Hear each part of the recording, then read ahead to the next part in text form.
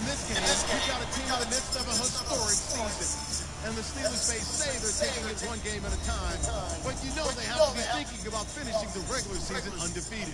It's the Vikings going up against the Steelers.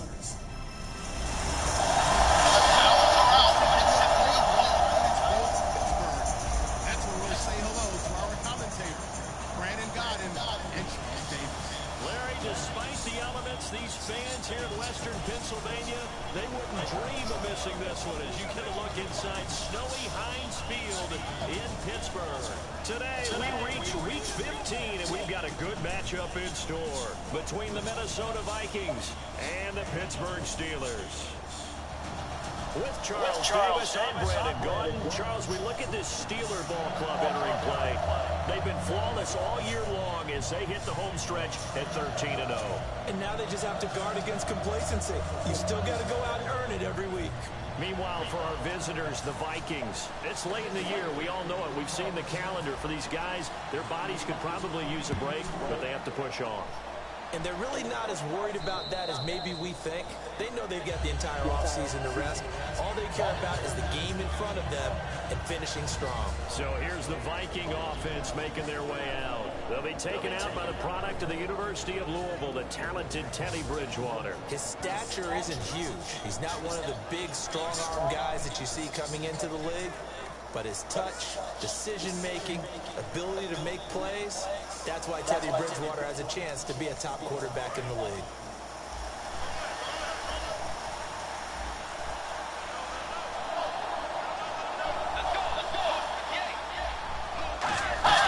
Now a play fake here on first down. And his first pass is incomplete. He was looking for his tight end there, Kyle Rudolph. And that'll bring up second down. Here's the offense, and when you talk about this offense, you certainly have to talk about all-day AP, Adrian Peterson. Does not shy away from contact, also has the speed to go the distance. It's the rare combination that you get from one of the great runners of all time in the NFL. 2,000 yards every year is the goal. I never bet against him. Here's Bridgewater. Looking sideline, incomplete. The intended receiver was Laquan Treadwell, and it's third down. And the starting defensive unit here for Pittsburgh. Ryan Shazier ran so fast at his combine that many people thought someone actually ran for him. He's a linebacker who ran sub 4.4, and he uses that speed to make plays all over the field.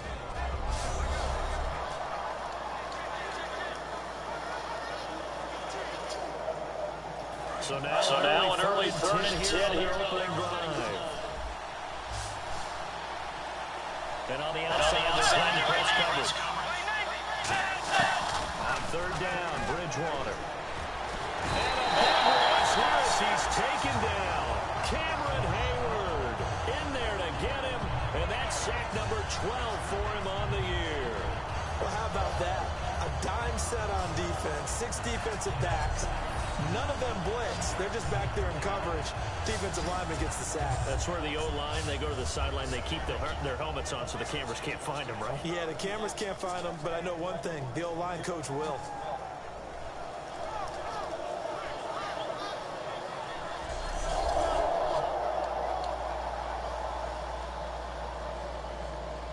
Here's Brad Wing now to punt it away on fourth down.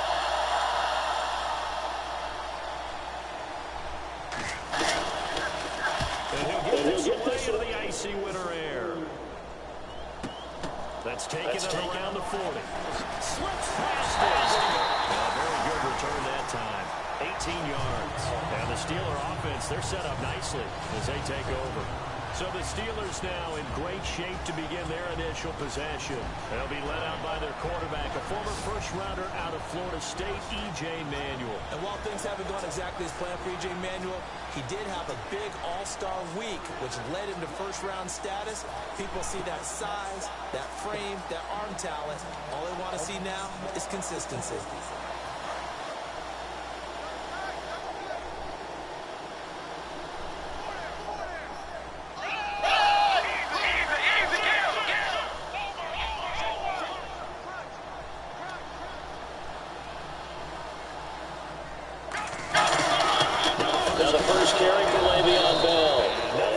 his first run. Back to the line of scrimmage, and that's it. The linebacker that time, Emmanuel Lemur, in on the stop. Offensive starters time. Electric is certainly a word that comes to mind when you talk about Le'Veon Bell. Love the way that he reshaped his body coming out of college. A bigger, thicker runner while he was at Michigan State. Lost weight, became more of a whippet in the NFL, and now no one can tackle the guy, whether he's running it or catching it. Offense looking to avoid a 3rd and long. It's 2nd and 10.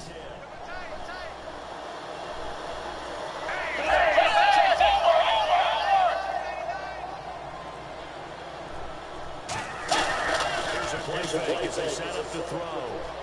He'll rifle this one deep right side.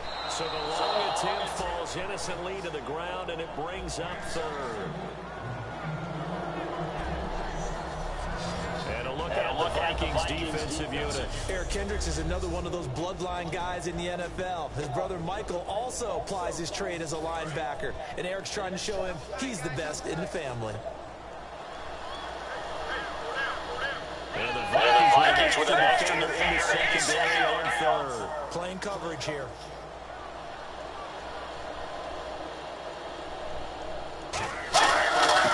They'll run it with Bell. And he's able to get it to the 31, and that's enough for the first. It's a gain of 11 yards that time, and it produces a new set of downs.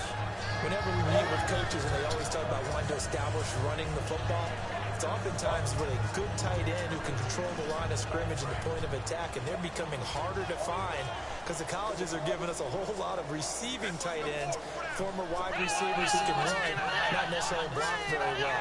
In this case, though, we saw 2 tight ends on the field, both of them with the ability to block, and he ran the ball successfully behind that power set. And they'll keep it on the ground with Bell. And he's swallowed up right near the line of scrimmage. That's going to go as a loss of a yard, and it'll be 2nd down. And that was a nice play by the defense. And it is tough to be an offensive lineman nowadays, especially if you're dealing with how the defensive tackles have evolved. Their quickness, their agility, their speed has changed the big guys in the middle, the center, and the offensive guards. Formerly, they were just power players. Now they have to be... He rifles one, it's intercepted. Xavier Rhodes with a pick.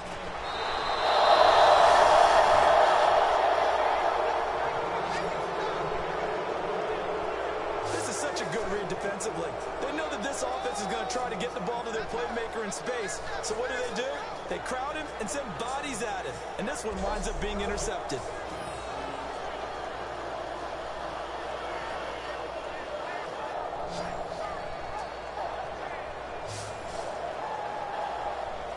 And now out comes Minnesota. And the last drive, their first drive, 3 and out. What changes here, if anything? I think it's making sure the guys that you trust the most with the ball, the biggest playmakers you have. Blitz coming, and down he goes. Javon Hargrave breaking through to get him for a loss of 7. Sometimes I watch games and wonder why they use play fakes on certain passing situations because it's not going to fool anyone. I don't know if that was the case here, but the end result was the same. No one fooled. The quarterback was hit.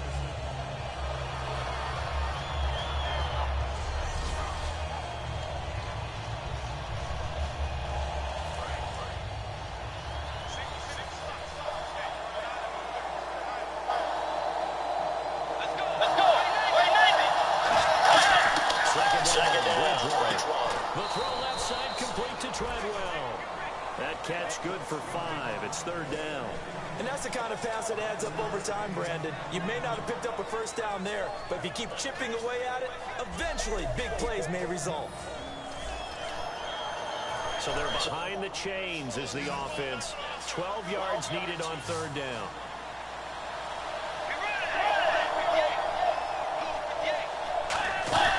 Bridgewater.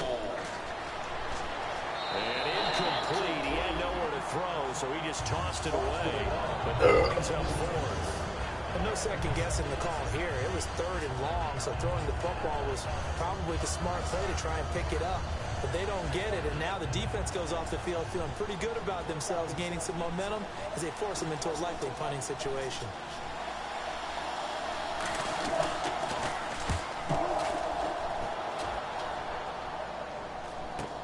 Pulled in at the 24. Nice play, number offense will come back onto the field with a 1st and 10. Our eyes shift now to the Vikings defense. They got a little steam following the interception the last time they were out there, Charles. And they wanted to keep that going now because once you get one, he wanted to multiply and turn into a bunch more.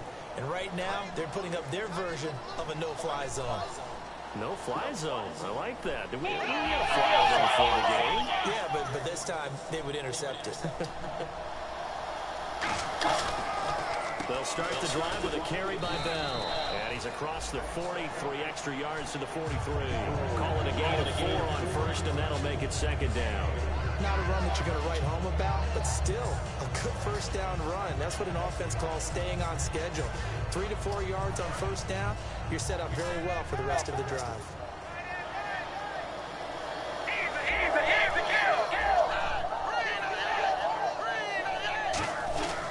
They'll go again with Bell, and he'll be brought down, losing yardage back at the 40.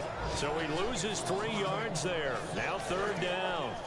Brandon, that play ended so fast, it's almost as if the quarterback handed it to the runner, and the tackler was there right away for a loss of yardage. And defensively, it's a nickel formation here on 3rd down and 9. Here's Manuel.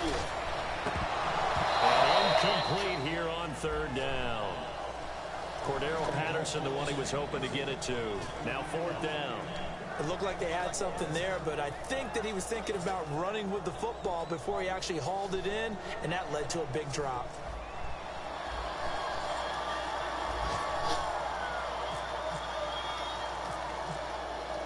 And how about this, a fake? Wide receiver complete. And the fake will work. He's going to have a 1st down. It's a big play that time on the fake punt. And on 4th down, they're able to convert and move the sticks. Always enjoy a good fake. I really enjoy it when he throws the football from punt formation. Now, you were a kicker and a punter in high school. Did you ever do that? One time, threw to my man Tim Jones on a botched field goal attempt. Hit him right in the numbers, and Jones, he just dropped it. Oh, the poor guy. Well, we had a fake punt here, and this guy caught it. So I think he and his friends will be okay with that one. And he loves his play call, right? He's been waiting for this one all week long. Been had that arm loosened up ever since they got to the stadium. Bell still on his feet. And he'll be taken down here as it will take us to the end of the 1st quarter. So 1 quarter in the books on a cold. Back with Charles Davis, Brandon Gaudin. It's Steeler football to begin quarter number 2. They've got it 2nd and 4 to start things out.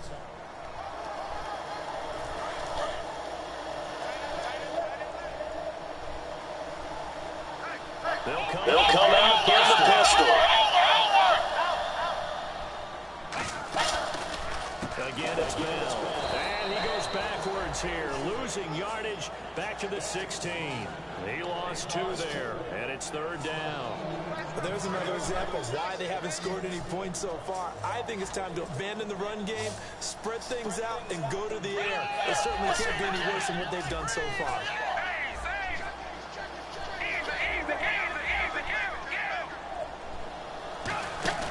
Off the play fake, he'll look to throw.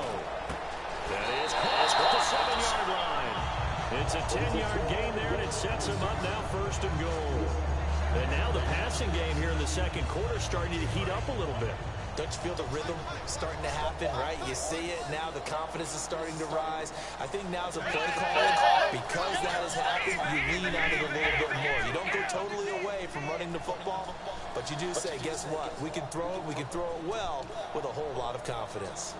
So the chains are on their sides. It's 1st and goal from the 6. And he'll get this one back to the 5-yard line, but no further than that. It's a gain of a yard, and it'll set up 2nd and goal.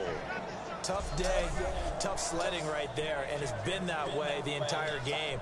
Not a whole lot of room to ramble for him. Yeah, you're right. It's been that way all afternoon. Didn't get a whole lot better there.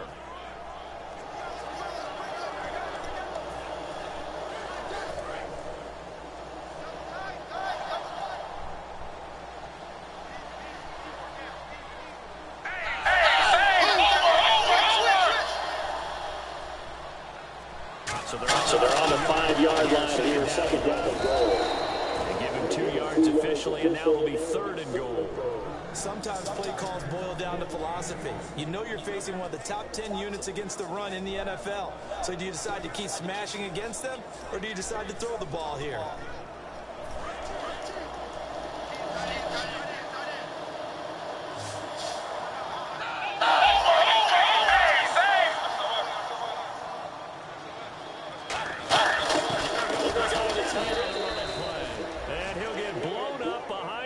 Scrimmage back at the 6. Losing 2 yards that time, and now it's 4th down. Now that was a pretty unconventional play call there on 3rd and goal. You hate to take a chance of something going wrong and turning the ball over. And now it's looking like they're going to have to settle for 3.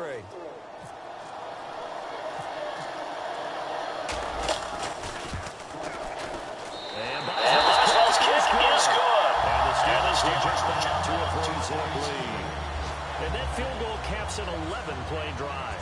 That's a lot of offense to run to only get 3 points, but they'll take them. Anytime you can put anything on the board, you run to your sideline somewhat happy.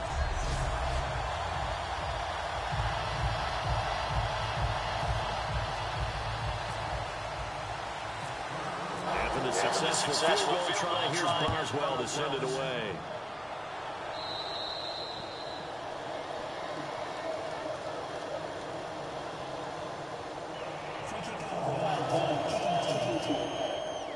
No, he kicked it out of bounds. That's a big penalty. And this is where the rest of the team stares at the kicker and says, you have one job, execute it. Peterson in the backfield. They'll get the football here. And the big boys up front, they're going to stop him right at the line. Calling no gain on the play, and it'll be 2nd down. After watching that play and result, I go back to when we sat with the offensive coordinator, Brandon, before the game and said, how are you going to move the ball running it against the #1 defense? He gave us no indication, didn't tip his hand at all, so we have to see how this unfolds as this game moves along. And this play will be blown up. He'll lose yardage back at the 38. Partner, we're into the 2nd quarter, and I guess you can kind of look at it both ways. The offense, they've got to figure out what they're going to do because they haven't scored any points. But if you're the defense, you're feeling great about what you got going on. The only concern you have, if you get to the half, what adjustments will the offense make to try to defeat you? And now we're circling here around the 2-minute warning. This is a setup play, trying to get one last one in before the clock warning. A reminder coming up at halftime while the 2 of us head for warmer areas of the press box. We'll be sending you to Orlando where Larry Ridley will have highlights and analysis of this first half. Send me to Orlando, please. Don't be so soft. Throwing for his running back, and he's got him complete.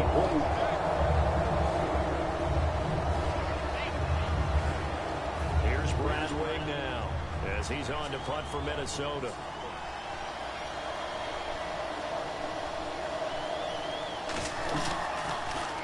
And he's been a busy man here in this first half as he gets it away. This will be taken at the 10. Give him 11 yards that time on the return. And the Steelers will go on offense here, 1st and 10.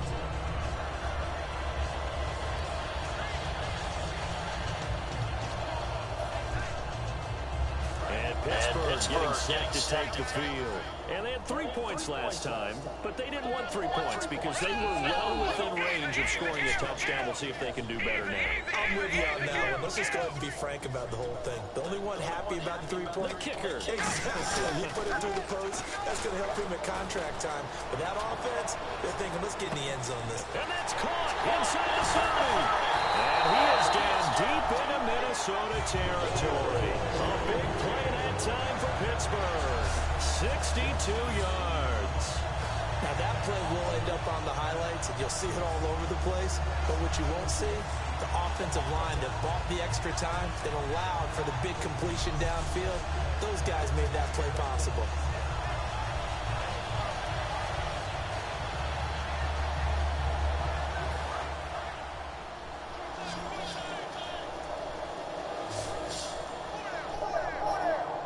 They come up with one running back. That's Bell.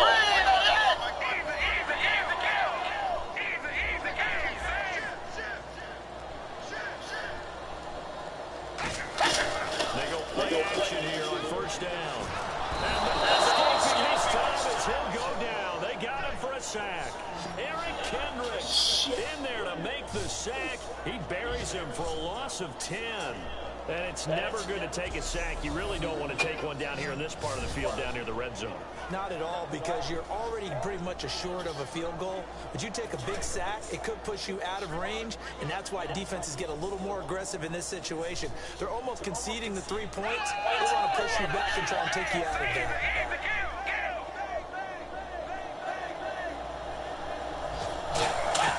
Now Manuel.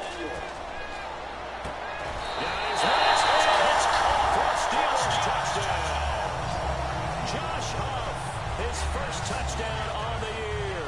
And the Steelers are going to add on to their lead. And that'll give them a 2-score lead here, but I'm looking ahead. They just want to hold it for the final moments here in the second quarter. They don't want to give up anything on the other side. No, not at all, because if they don't, it almost had the feel of an imposing their will score. And right now, they want to make sure they keep that and carry it into the second half.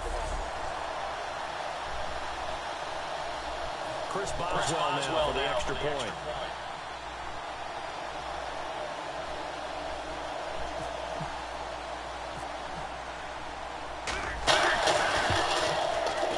It's up and good, and that'll increase their lead to 10-zip. Scoring summary, 3-play drive. And it ends with the Steelers finding the end zone.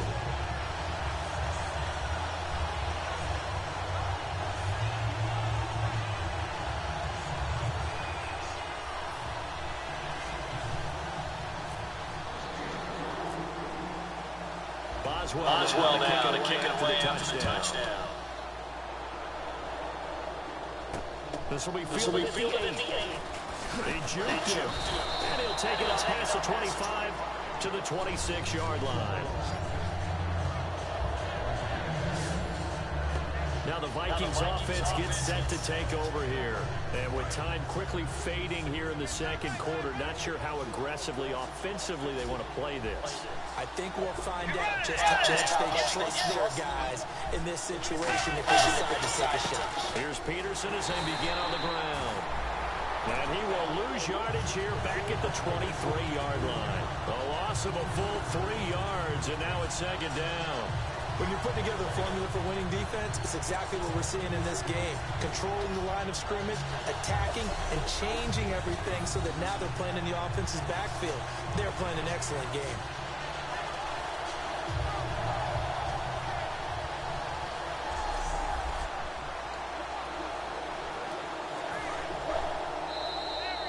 So we reach halftime here in a 10-point game. As we'll send you down to Orlando as we check in with Larry Ridley and our EA Sports Halftime Report. Larry? Thanks, Brandon.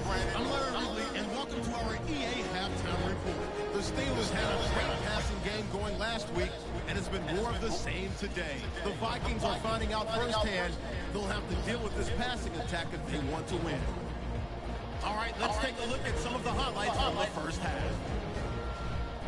Third down from the 25. Hayward's going to take down the QB here. This goes for a loss of 14.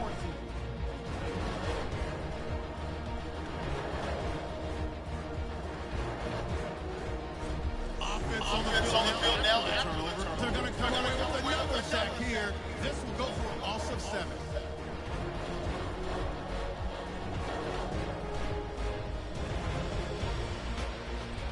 First and 10. He's going to push his way to the QB here. This will go as a loss of 10.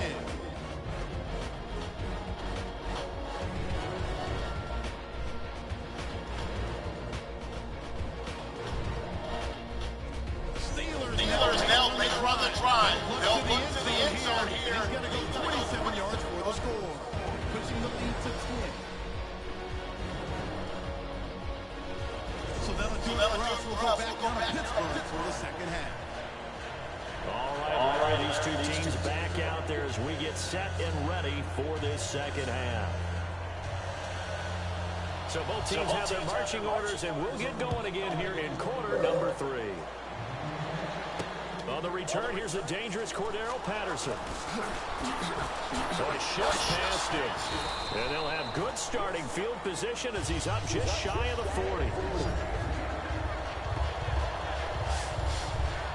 The Steeler offense now with a football first here to begin the third quarter. They built a good first-half lead. Now they have a chance to add on to it. And what I'm thinking is that the offensive staff spent the entire halftime just working with them on, here's what we think they're going to do to attack us in the second half.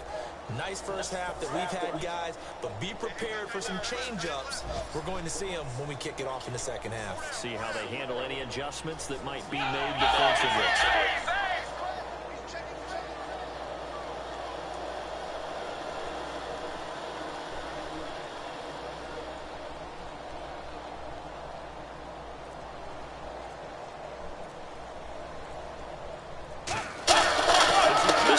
The fullback. 3 yards on the pickup there. Second down. A good solid game there on first down, but the defense has to be happy they didn't let it pop for anything bigger.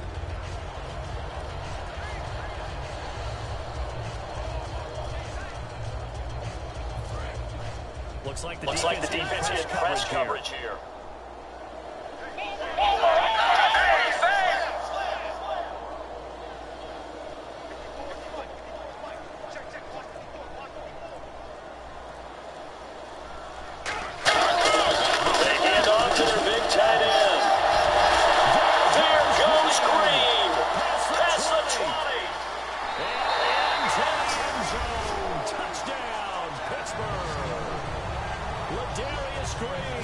His third touchdown now on the year.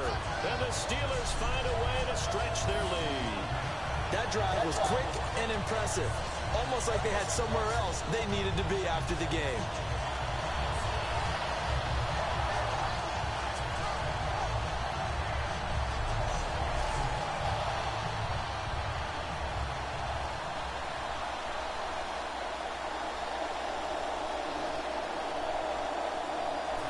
Extra point now by Boswell.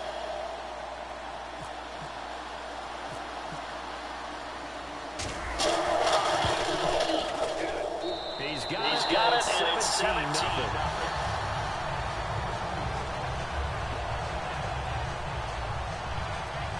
It only took him 2 plays there to find the end zone. The last one, the long run, getting him in for 6 points.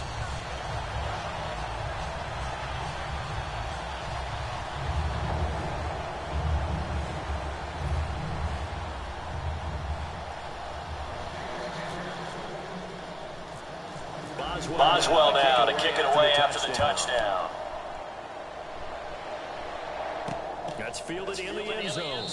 And no run back here. This will be a touchback, and it comes out to the 25-yard line. A look at the offense now here, coming back out on the road for their first possession of the second half. They're down in this game. A chance for the offense, though, to put something on the board, get some momentum here at half 2. Try and get things kick-started for them. And you know at the half, they discussed how they were going to get that done. This is where scripting comes into play a lot of the time. How many plays do you script coming out of the second half? Most of the time in the first half, you're scripting 12 to 16. I think in the second half, you're really scripting more like 8 to 10. Kind of a starter or an opener, whatever terminology they use. Just something to get you off to a quick start. Stephon Tua came out of Notre Dame as another one of those really tall defensive ends, and you just wondered, would they be able to have the leverage to bend and make plays? I think he just gave us an answer with that tackle.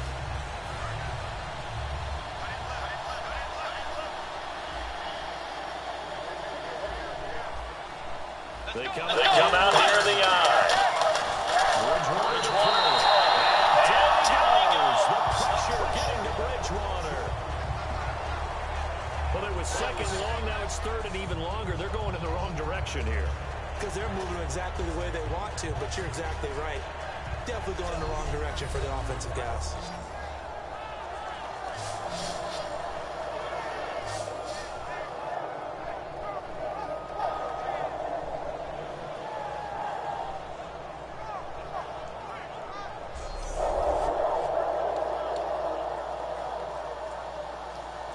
And the O-line will have to do a better job protecting here on third down and 6. Brown, the lone receiver left. Third and long for Bridgewater. And that is incomplete. Stephon Diggs, his intended receiver. And it's 4th down.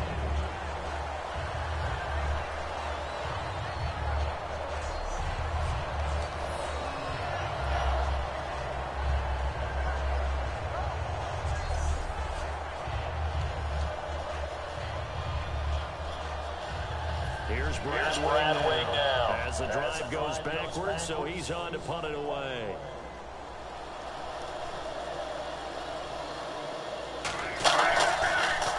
This first punt, 48 yards. This one looks equally as good. And it's fielded at the 34. Look at this spin. Balance. Oh, another spin. Hard to line him up when he does that. Cordero Patterson. And into the end zone. Touchdown, Pittsburgh. Cordero Patterson with touchdown number 8 on the year. And the Steelers are going to add on to their lead. When you got a guy that fast back there to receive punts, that's a nightmare for the guy game planning, the special teams coach. It's also a nightmare for the punter. Sometimes they get so nervous that they hit the ball and kick it right to him.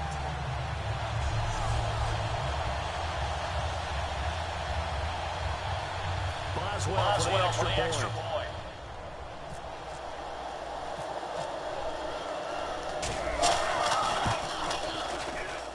And the lead is now 24.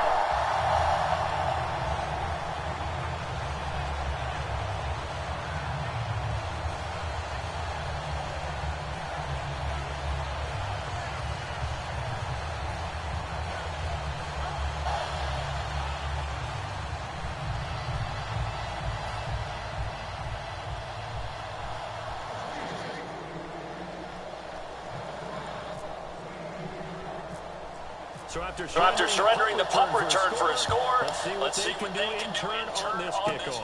This is taken just shy of the 10 here. And a good effort on the return there. Gets them across the 30 to the 33-yard line. And now here comes the Steelers defense once more. They sure didn't get a whole lot of rest. They had the 3 and out, forced a punt, but that's returned for a touchdown, so they're on the field quickly. So they're cheering. They're happy. They like what they saw. They're like, oh, I got to go get my helmet. Right? But it is a quick turnaround, so we'll see how they handle that on this possession.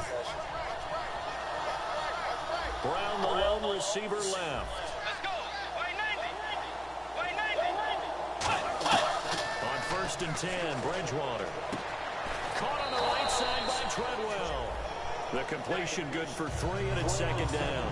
But it appears that they read man defense and went to the out route, and what you have to do on that one is the receiver's got to make sure he works the defender towards the middle of the field to give himself space to cut to the outside and have that ball delivered with good timing, and they got it done.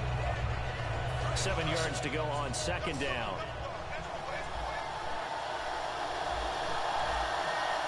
Peterson alone in the backfield. And he'll get it up the middle.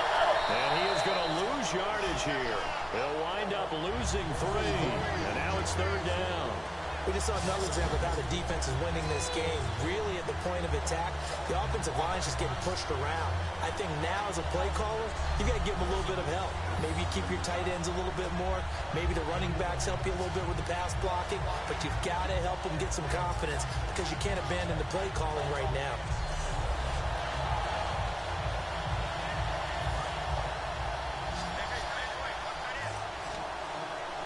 It's a 5-receiver set. 3 to the left, 2 to the right.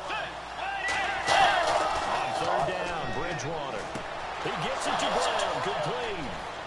And he's going to get this all the way down inside the 35. A very nice pickup of 33 yards. A good grab there by the former Central Michigan man, Antonio Brown. And he ate up some real estate on the catch too, didn't he? I think the most impressive part of it, though, if there's a chance for him to get the football, even though he was covered well, he somehow finds a way to get it.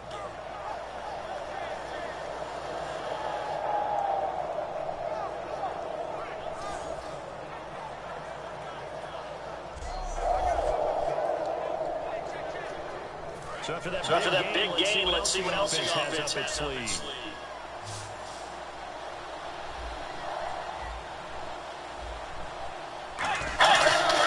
Now a play fake here on 1st down. Gets this one all the way down inside the 15, just shy of the 10. That one goes for 24 yards. Now the offense lining up 1st and 10. They hit that crossing route really well. Excellent timing, puts it right on him, and he keeps running. Yeah, field for good yardage. 1st down, here's a run with Peterson. It's a 6-yard pickup, and it gets him to 2nd and 4. Okay, no score on that play, but this guy's been a touchdown machine all year long. You know they trust him with the football.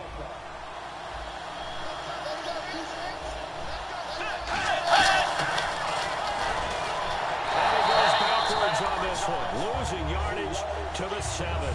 It's a loss of 2, now 3rd down. I think Cameron Hayward's ability to take on blocks, hold the point of attack, and get upfield serves him very, very well. What a nice play there. And he can take on blocks because he's built like a block. So 3rd and 7 and an extra defensive back on the field here. Definitely a little bit coverage here. Bridgewater. He's got his man. It's taken in for a Viking touchdown. Antonio Brown, his 2nd touchdown on the season. And the Vikings are able to cut into that deficit. On those slants, everything happens so quickly. What makes it work? The timing between the passer and the receiver. In this case, a slant route. Ordinarily, it's probably about 3 steps before you go on the slant. In this amount of time, I think it was a 2-step deal. Boom, put his foot in the ground and got inside for the pass. Got inside for the pass, got inside for the catch and the score.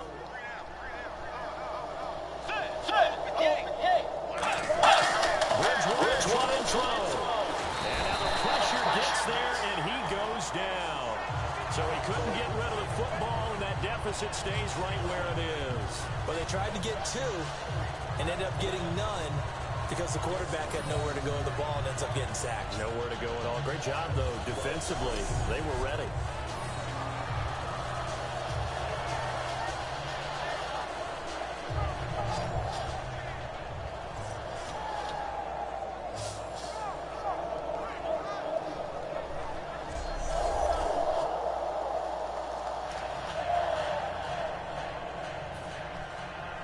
After the touchdown, out is Prater to kick.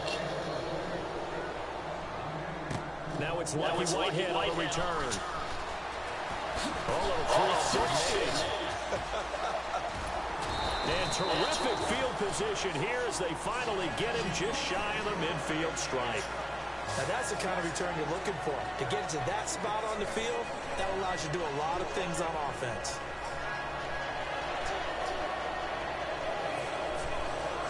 Trying to get one in here before the quarter breaks.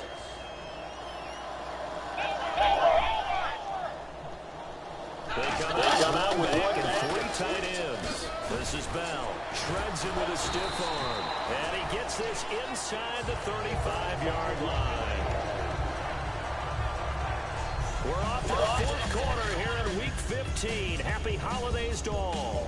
We'll return with more after this. You're watching the NFL on EA Sports.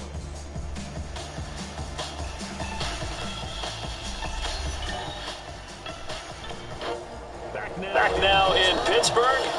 It's Steeler football, and they have the lead as well as we begin quarter number 4. So the run moves the chains, and here we go on 1st down. They come up with 1 running back. That's Bell.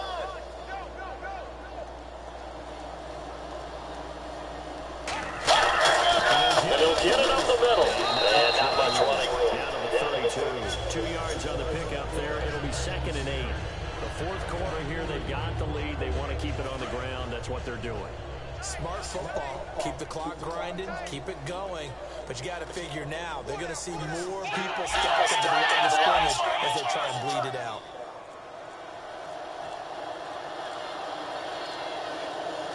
Play clock winding down. On 2nd down, it's Bell.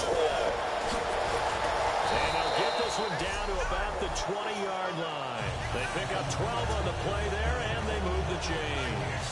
When a coaching staff sees their team run the ball this successfully in the 4th quarter, they're really excited because you can plan for a running game all you want and want to press that advantage when you get it. but for the most part, it's a little bit of a surprise. And right now, they've got to keep that going, want to continue to grind out the clock because it's definitely in their favor at this stage of the game. Can they close the game out and continue to do exactly what we just saw there, and that's run the football. The play clock's running down. Now a first down carry by Bell. And he'll at least get him inside the red zone here, down to about the 19. Just a yard on the pickup there, and it'll bring up a 2nd and 9. And in this situation with the lead, fourth quarter, they're liking keeping the ball on the ground, I'm sure. That's just smart football, but you know the defense has to know it as well. They've got to stop them here. So now we're going to see that loading the box in a big way. 6, 7, 8, 9, whatever it's going to take. It's a little bit more pressure on your big offensive line.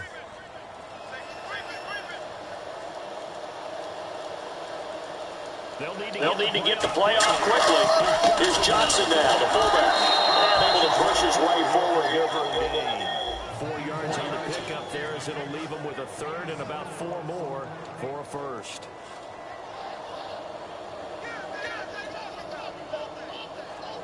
Let's see what the defense dials up here. 3rd and 4.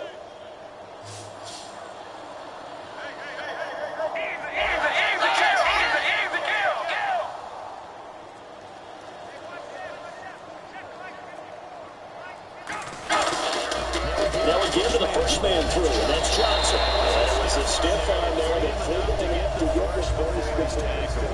And that looked like some pretty easy yardage there right up the gut. And he's a guy that has some height to him, so when you don't have to drop a shoulder or create or get through contact or trash, it makes it a lot easier to stay upright, see the field, and make a run as we just saw there. So the run gets them the first, and now they operate with a fresh set of downs.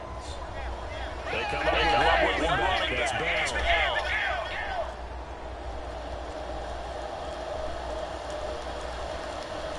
Time running out here on the play clock. He's going to get the football. And he's in. Touchdown, Steelers. Le'Veon Bell. His 19th touchdown now on the season. And the Steelers find a way to stretch their lead. Sometimes a group that gets overlooked, certainly, the offensive line. Right there, they really helped with that score. Didn't they tell us in our meeting that when we score touchdowns running the ball, that means the offensive line actually scored first by moving people back beyond the end zone? We saw evidence of that on that play.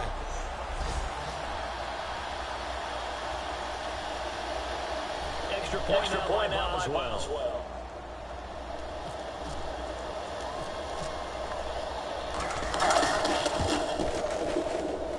And they open the lead up now to 25 points.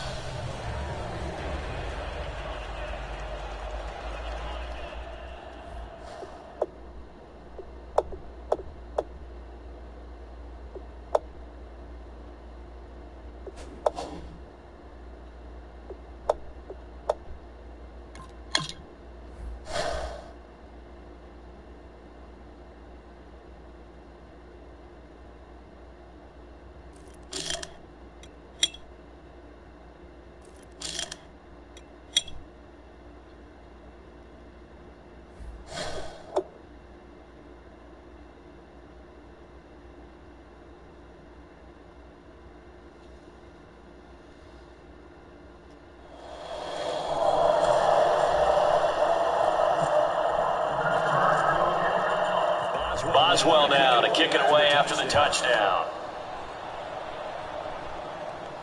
This will be fielded at the 8. Oh, what a move. And he'll be out of bounds just shy of the 30, right about the 29. And now out comes Minnesota.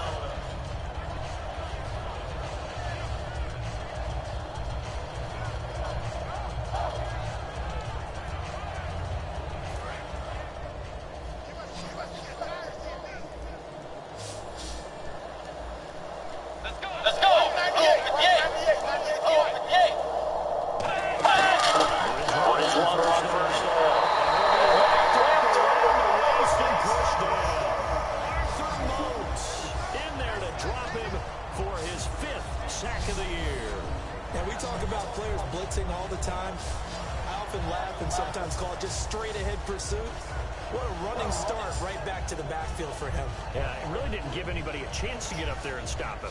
No, I mean, that's really, really difficult. You're asking a whole lot anyway, but when he gets that kind of a start and comes through clean, oftentimes the advantage definitely goes to the defensive player.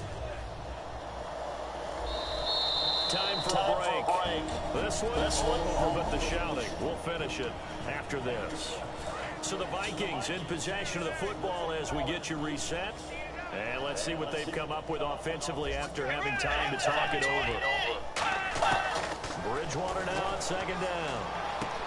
It's caught by Treadwell. And he's brought down after a good gain. 23 yards on the play. Fresh set of downs here.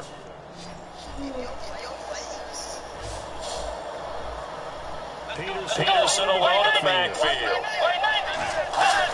First down throw for Bridgewater. He's got the connection over the middle to Diggs. They showed off a nice juke of the defender before the next wave could bring him down. Offense ready for a 2nd and 1. And the D-line pinching together must be expecting to run. 2nd down, Bridgewater. The throw left side complete to Treadwell. And he'll get it inside the 40 to the 39. It's an 8-yard pickup and leads to a new set of downs. And quickly they get to the line. Bridgewater now looking to throw on first. Finding his safety valve here. That's complete.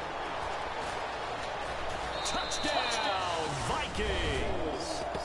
Adrian Peterson with a lucky number 13 touchdowns now on the year. And the Vikings are able to close the gap just a bit. And yeah, that touchdown counts for their team, but I think it counts more for the fantasy guys, doesn't it? Yeah, it's just something maybe positive to look at on film, but this one's over, let's be honest. Yeah, I agree with you totally on that one. 5 plays there on that drive. And it's capped off by a touchdown run by Adrian Peterson. After the touchdown, out is Prater to kick. This is taken about 7 yards deep.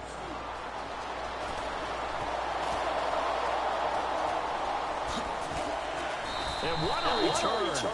Great field position all the way out to the 48-yard line. At some point, we're going to get it through our heads. Special teams, special teams, special teams. The spark that often wins games.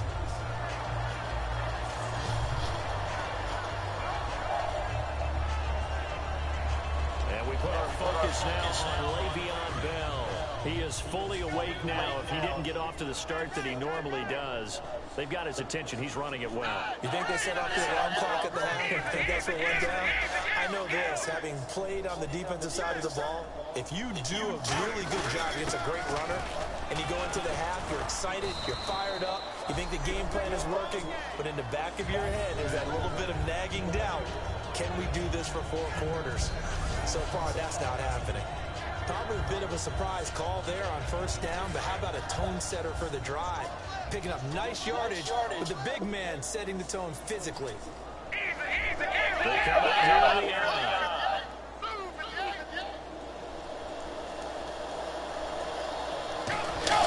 Here's a give to the fullback, Johnson. And this time he's able to take it down to the 42.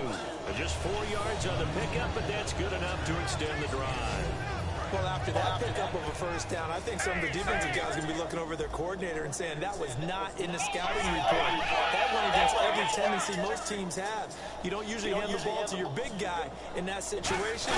Sometimes you catch him by surprise. Now Bell, and he'll take it inside the 40 to the 39-yard line. Give him 3 on first down. It'll set up a 2nd and 7. Well, partner, there's something special about a game in the snow. Just always fun in these elements, although a little chillier up here in the open-air booth. The only thing that's not fun is that we got the mid-game notification that our flight was canceled tonight, but we'll deal with that later. It was really a fun game to watch, though. It was, and there is something special about games played in the snow because the element of surprise really kicks in. You don't know how they're going to handle the ball, if someone's going to make a dramatic play just out of nowhere, and all of a sudden it just changes the course of things. But a big shout out to our crew to make sure that we were comfortable up here, as comfortable as one could be. In these elements, they took care of us and made sure we were dressed properly. So for the Steelers,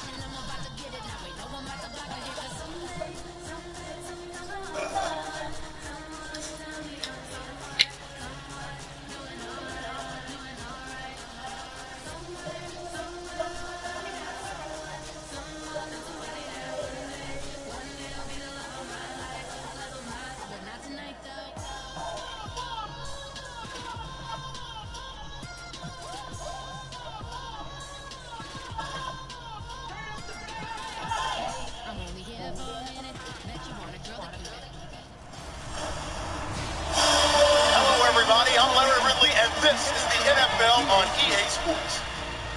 Today we've got a team that's been great at defending the pass. The Steelers are #1 in pass defense, and they're going up against the Ravens offense that knows they'll be challenged. So, with this Week 16 matchup, let's hand it over to our team. Brandon Godwin and Charles Davis. Right at the convergence of the Three Rivers on Art Rooney Drive, we welcome you to Heinz Field in Pittsburgh, Pennsylvania. Today, it's the penultimate week of the regular season, Week 16, and we've got a good one in store between the Baltimore Ravens and the Pittsburgh Steelers. With Charles Davis, I'm Brandon Gaudin. Charles, we look at this Steeler ball club entering play. It's been perfection so far. They come in here unbeaten at 14-0. And just 2 wins away from doing something only 2 teams have ever done. But the most important thing for them now is to make it to the postseason in one piece. Meanwhile, for the visiting Ravens, they were losers their last time out. They're going to try to get back in the win column, but obviously they're going to have to do that in a hostile environment. And sometimes it actually works to your advantage. Now you've got to band together your team, the us against the world mentality. Let's see if they can use it and get a victory. So the Steelers offense getting set for their first drive. They'll be led out by their quarterback, a former first-rounder out of Florida State, E.J. Manuel. And while things haven't gone exactly as planned for E.J. Manuel, he did have a big all-star week, which led him to first-round status. People see that size, that frame, that arm talent. All they want to see now is consistency.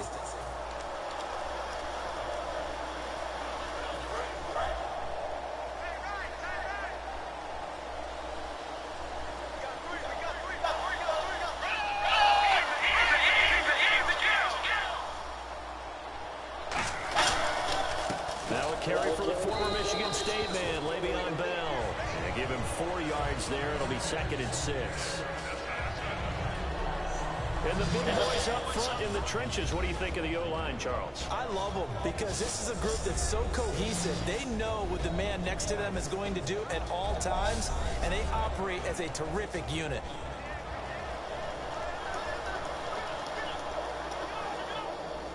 See if they stay on the ground for a 2nd down.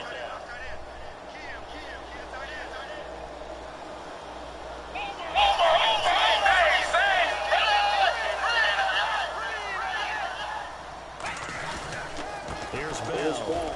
Not much there. Maybe a couple up to the 35. Timmy Jernigan, the Florida State man, in on the stop. And here are the Raven defensive starters. Timmy Jernigan, play him over the nose, play him a defensive tackle, bounce him out to defensive end. Wherever you want to put him, Timmy Jernigan can play. And they'll look to avoid an early 3 and out here on 3rd and 4.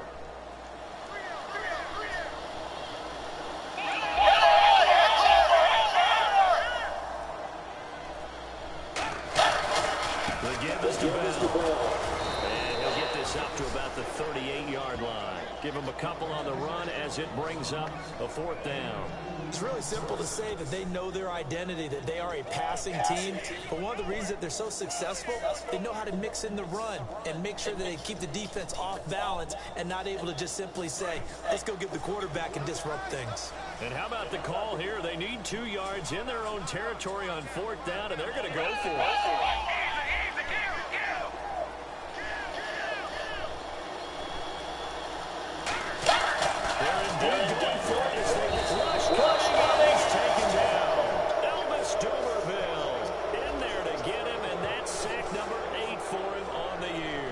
So let's take a look here at the key inactives. And, Charles, I guess you get this late in the year, you expect to see some guys populating on this list. You're exactly right. No one's happy about it, but it really shouldn't be a surprise. So the guys who are playing in their spots, in their stead, they have to step up now and make big plays for their team. First carry for Justin Forsett. And he's going to get this one down to the 30. Just a yard on the first down carry, so it's 2nd and 9. Now, that result is no surprise. This team is bringing back memories of what? The 85 Bears, the 2000 Ravens. Those teams were so great against the run, they made you abandon any plans of doing that when you played against them. On 2nd down, here's Sanchez. And it's grabbed by Crockett Gilmore. And he carries this one all the way down to the 9. And a nice gain of 21 yards. And there's another completion to the tight end. And let's face it, it is hard to overthrow a 6'6" target. It is indeed. Quarterbacks like their speed guys. They like that huge 6'6" target that they've got in him. They really do, and it reminds me of what one great tight end told me once. He told his quarterback, just make sure you throw it up there. You know, kind of like put up in the top shelf where the kids can't get it. Here's Sanchez. And he takes a shot on the release as this will be incomplete. It's a tried and true formula, and I don't think it'll change for as long as we play football. If someone's trying to throw the ball and you can put pressure on them and make it tough, that's only going to help your defense. Yeah, he's since being hurried. He got rid of it before taking the hit, but incomplete. Here we go. On second down for Seth. And he is met at the line of scrimmage, and he goes down right there. It'll go as no gain on the play, and now they're looking at a 3rd and goal. So they tried runs on 1st and goal and 2nd and goal, got stonewalled. Now from here, they've got to throw, right? I would think so, and I would think you also maybe want to come up with something different in terms of formation. Maybe spread things out a little bit. Even though you're down near the goal line where things are tight, get it spread out a little bit and try and find some room to operate. And probably the wise decision there. No one open. He just throws it away. And that keeps the field goal on the table as it's 4th down. Partner, how many times have you heard it? Pressure creates diamonds, right? But it also bursts pipes. And on that one, that's what they got. They got after him, and he was fortunate just to get rid of it. Yeah, he just had to chuck it away.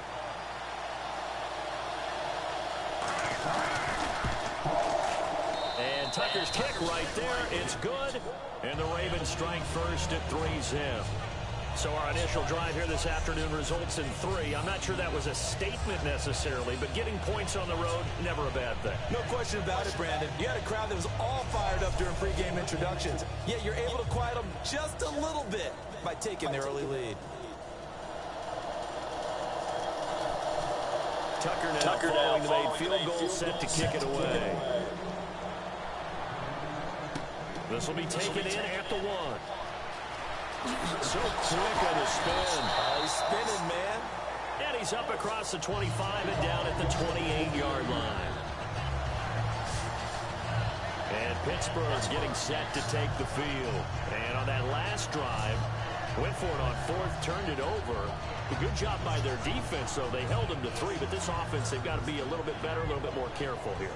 And sometimes when you see these calls on 4th down, when they decide to go for it, it's not necessarily the coach saying, I believe in my offense. Sometimes the coach saying, I believe in my defense. I can afford to go for it here, because if we don't get it, I don't think we'll give up more than 3. And that's exactly what happened. You think that factored in? I do. I think that he had that in his mind going into the game, that I'm going to be aggressive on offense because I know I've got a defense that can hold up their end.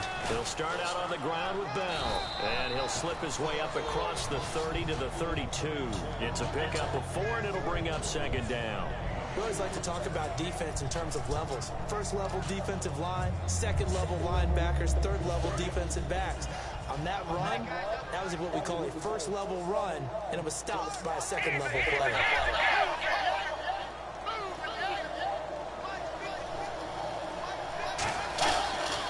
On the counter, here's Bell. Uses the stiff arm.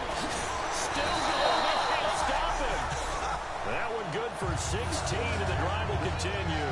Coach hinted to us that we may see some old power football here in this game. We got a taste of it on that 1st down run. I love how he hinted it to us, and then when we were watching practice, we were watching what they call inside drill with the offensive and defensive line, and they kept putting more defenders on the other side and saying, block that. I don't care how many guys are in there. I want to run the football this week. And boy, it has paid off for them in this game. A give to Bell. Stiff-armed him. And able to use his stiff arm for a little bit of leverage before he's taken down. A pretty good game. Offensive linemen love creating space for their guys carrying the ball. But when that guy also breaks tackles and creates extra yardage, they almost feel like he's one of them, and they really embrace him.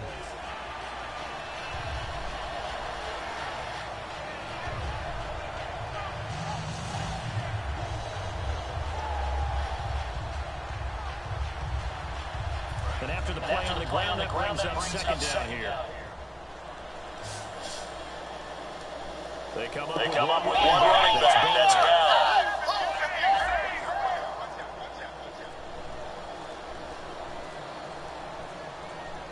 Play clock winding down. So they'll give it to him here. And here he'll be brought down a little shy of the 35 at the 36. So 1 quarter in the books here on Christmas Eve. 3-0 is our score. Back with Charles Davis, Brandon Gaudin. It's Steeler football to begin quarter number 2. And they're on the move here. They've got it 1st and 10.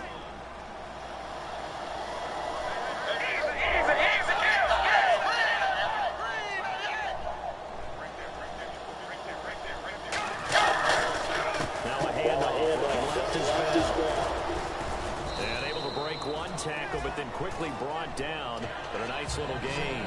A good run there on 1st down, and it'll leave them with a 2nd and 2. You know what really fires up offensive linemen? When the guy that is carrying the ball behind them can create his own space and break a tackle along the way.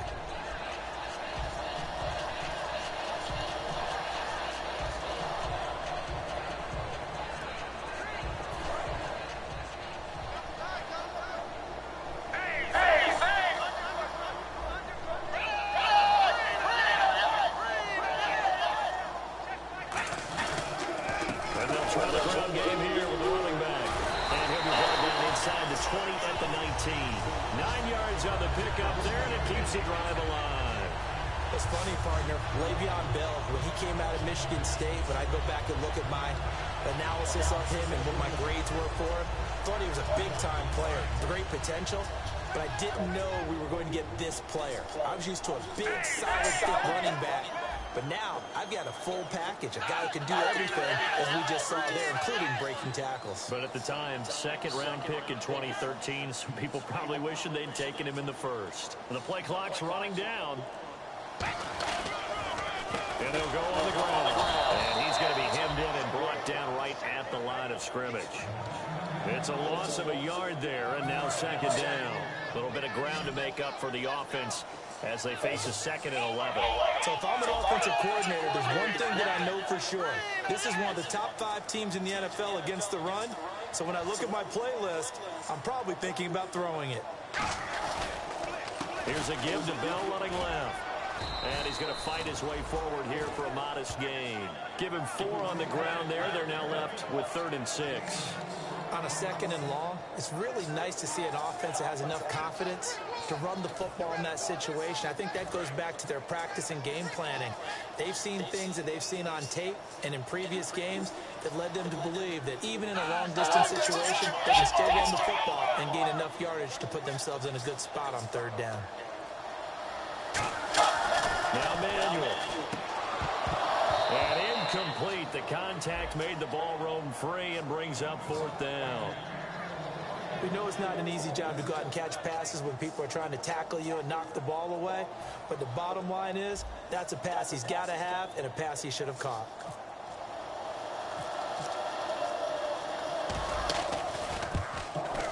And Boswell's kick is good. Tie us at 3-3.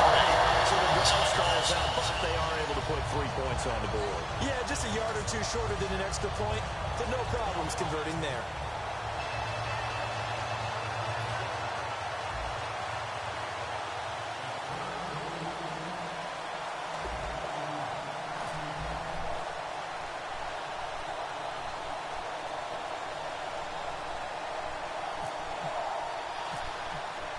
So we're right back where we started. Even as the kick's away.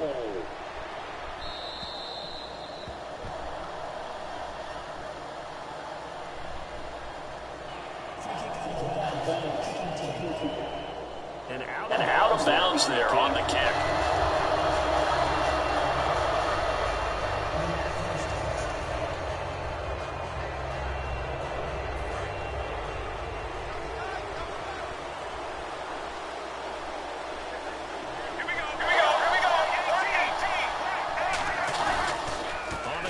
It's 4-7. And nothing doing. He's immediately taken down at the line of scrimmage.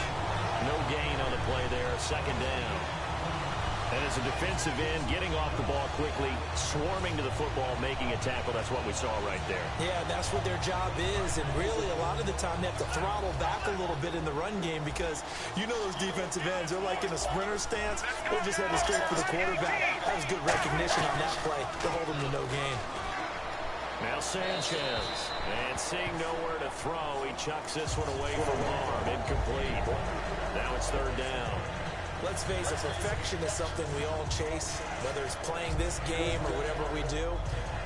Hard to attain, but that's what they were searching for as that pass goes incomplete. The Steelers insert their nickel defense on third down. Yeah, they add a DB.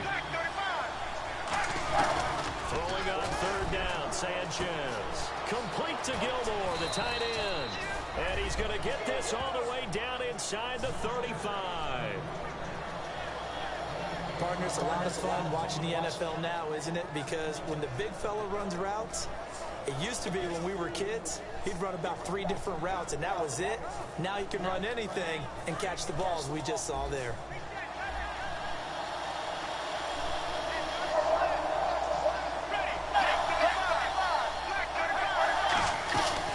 On first down, this is Forsett. Now that play is blown up, losing yardage back at the 35.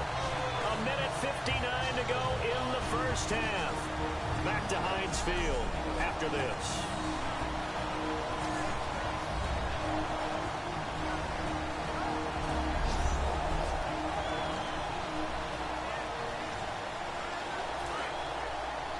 A reminder that coming up in 2 minutes, we'll check in with Larry Ridley in Orlando with highlights and analysis on this first half of play. And I'm going to check in with a heater. I'm going to be right there with you, partner.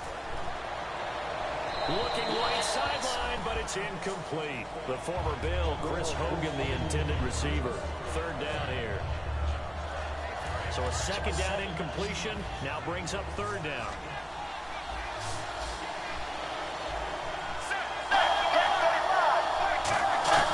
From the gun on third, Sanchez. Throwing right, and that's complete. And they'll be inside the 25 now at the 24. 11 yards on the pickup, and it'll be fourth down. So out comes a field goal team now for the second time here today. He connected on his first, this from 41. And Tucker's kick right there, it's good. And they will take the lead here in this battle of field goals. It's 6-3. So we're trading field goals here in the opening half. No breakthrough yet on the touchdown front. We've got a 6-3 game. And really, I like what I've seen from both of these defenses thus far. Both have been a little more aggressive than I expected. And I think that's reflected in what we see on the scoreboard, which is no touchdowns to this point. And this return net's positive as he gets past the 25 and up to the 27-yard line. And the Steelers set to take the field. And last time able to get 3. It's not what they wanted. They wanted 6, but they got at least something. They mustered something out of the drive. They'll take it. I like the way you've described it. Not ideal, but they'll take it. Anything to put some points on the board. But this time on offense, they don't even want to see the field goal kicker trot on the field. They want that ball in the end zone. Yeah, they'll be going for 6. Now a play fake here on first down. He's going to rifle it. He's got him in. Complete. They'll get 32 yards there. And it's good enough for a Pittsburgh first down. It's bad enough watching all the highlight reels, watching guys in warm-ups, going up and making these. Now whistles come in. We're going to get a timeout here by the offense. It's just their first, so they'll have 2 remaining here before we get to halftime.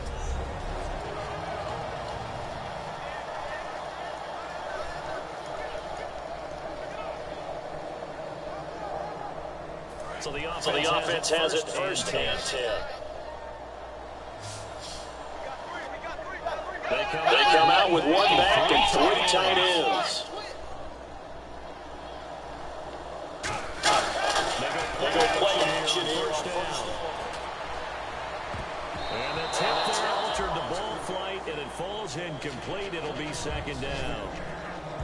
Well, we're not playing 3 yards in a cloud of dust football anymore. I kind of get why those old school coaches sometimes didn't want to throw the football. Because if it's popped up in the air, it almost turns into slow motion, and both sides trying to get to the football, and you're holding your breath wondering whether it's going to go good or bad for your team. On play action, they'll throw. He's going to rifle one deep left side. And he can't hang on. That's definitely going to be one he wishes he had back. Incomplete in the end zone. And when all else fails as a defender, when you're not there in the coverage, your best friend is exactly what we saw there. A big play shot taken by the offense, unfortunately ended in a big drop.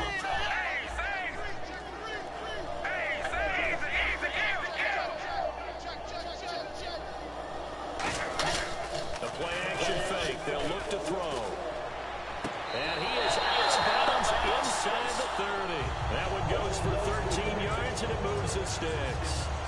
All that practice time came to fruition on that play. All those timing routes that they work on through training camp, OTAs, minicamp, and just regular season, they got it done on that one. An outcut, ball was delivered, and picked up the completion. First down and 10 now for the offensive group.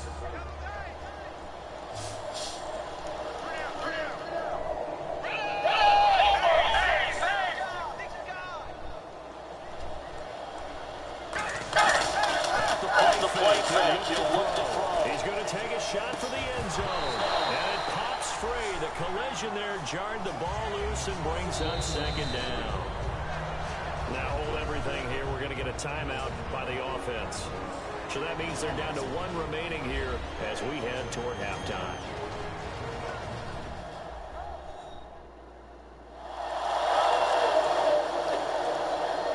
And we're back. The offense had a chance to talk things over. We'll see what they come up with here on this next play. And on 2nd and 10 now.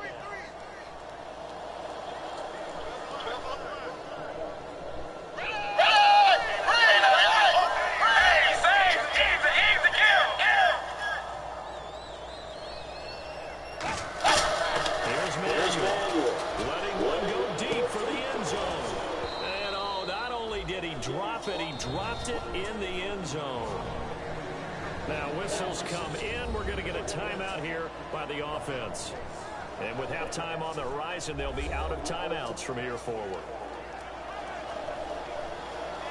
Defense has set themselves up nicely. 3rd and 10 now.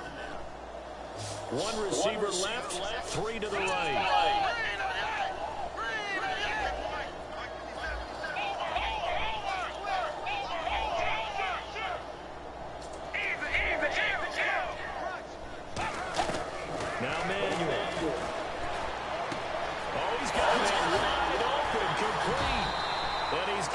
First down as he gets it to the 8. A good pick out there, 20 yards.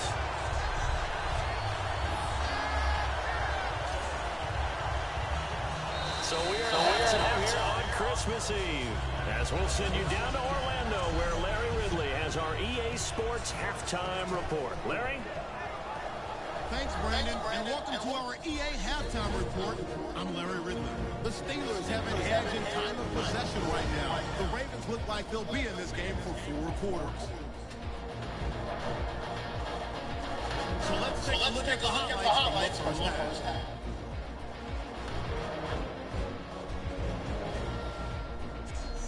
Ravens football midway through the first. Sanchez is on point with the throw, and the pass and catch will end up going for 21 yards. Ravens will stall out though for a field goal.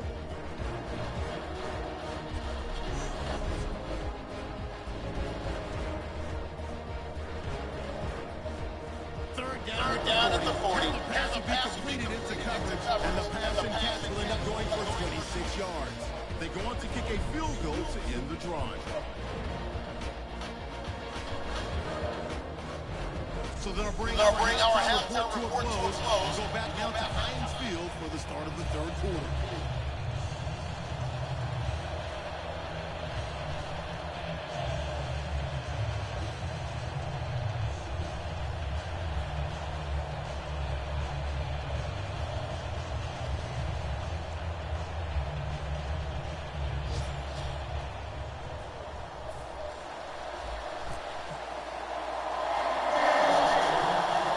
Both teams appear ready for the fight ahead, and we resume action here. Quarter number 3. This is taken near the 13. And they're going to start this drive in pretty good shape as they get it up past the 30. The Steelers defense getting ready here for this next possession. And despite being down on the scoreboard, this unit, they've had some big-time hits. Sort of like us at practice the other day. I saw you take a running start at that blocking sled. You took it down. Bounced off like a rubber band. No, not at all, but you're exactly right. They are doing their job, but they want to add takeaways to it. You need to have more of those to go along with the big hits we're seeing. By the way, when I tried that and I bounced back, I noticed that you laughed with everyone else. You didn't try to get in my corner. No. Someone had just told me a joke on the other side. Right, I missed that. Totally missed it.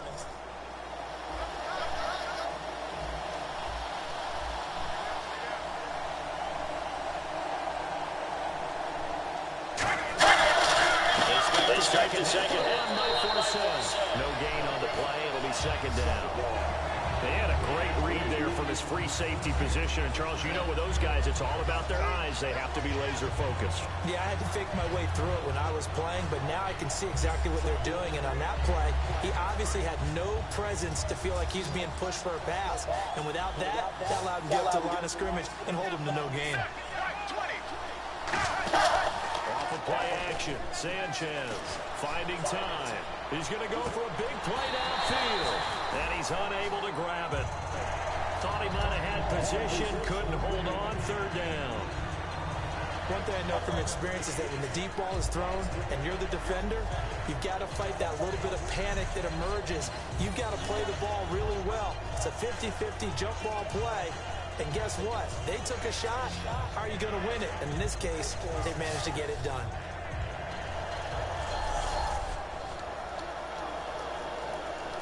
Ten yards to go on third. It's a five-receiver set. 3 to the left, 2 to the right. Throwing on third down, Sanchez. And he comes back with one complete.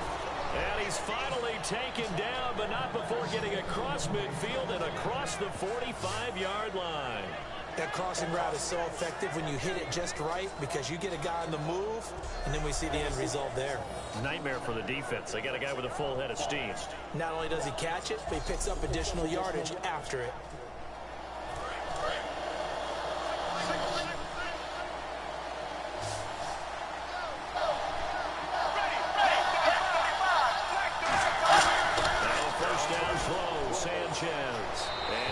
This one incomplete. Seeing no options, he throws it away. A pretty good coverage there, and both of these defenses, they've had good coverage throughout this one. No doubt about it, and in today's NFL, where we're used to a bit more scoring, this feels almost like a well-pitched game in baseball on both sides, where the tension continues to build. Who's going to make the big play? Here we go. On 2nd and 10, Sanchez. And he's just going to get rid of this thing. To no one here, he throws it away, and now it's third.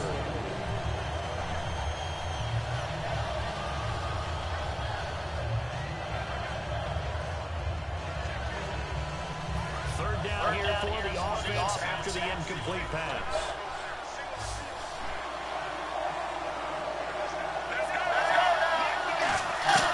Sanchez throwing again. Going to throw right side here, complete. And all the way in for a Ravens touchdown. Brashad Perriman, his 2nd touchdown on the season. And the Ravens will extend their lead. And he showcased his blazing speed on that one. Was he wearing football cleats or track spikes? Because he was gone. Big-time play, and just think about what that does if you're a receiver on the team with him. Well, that's got to open things up for you as well, because if I'm a defense, I've got to get back deeper and deeper in order to keep him in front. But I'm not sure how many can actually keep him in front with that speed.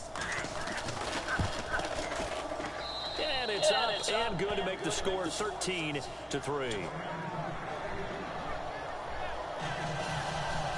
Tucker now to kick it away following the touchdown. Now it's Patterson. And he'll take it past the 25 and up to the 28-yard line. We take a glance at the offense as they work their way back out for their first possession of the second half. They trail offense, first time to touch the ball in quarter 3, and we'll see what they can do. And I can't wait to see what they have planned, because some teams script to start a half. Other teams just go, okay, these are the sequence of plays we want to run. These things worked well for us.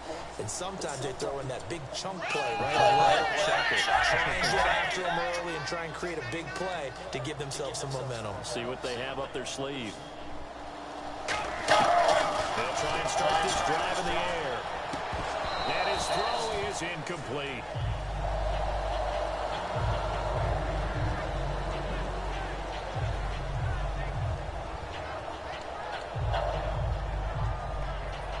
So second and 10 here.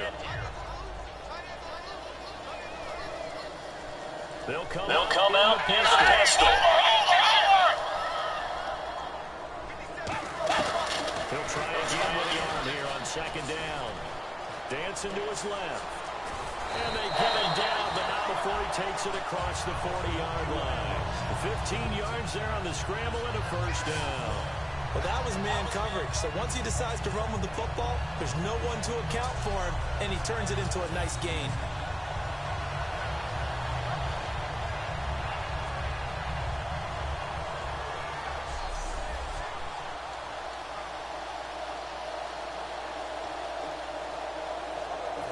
Inside 4 minutes to go. Third quarter. Again, we'll see the pistol here.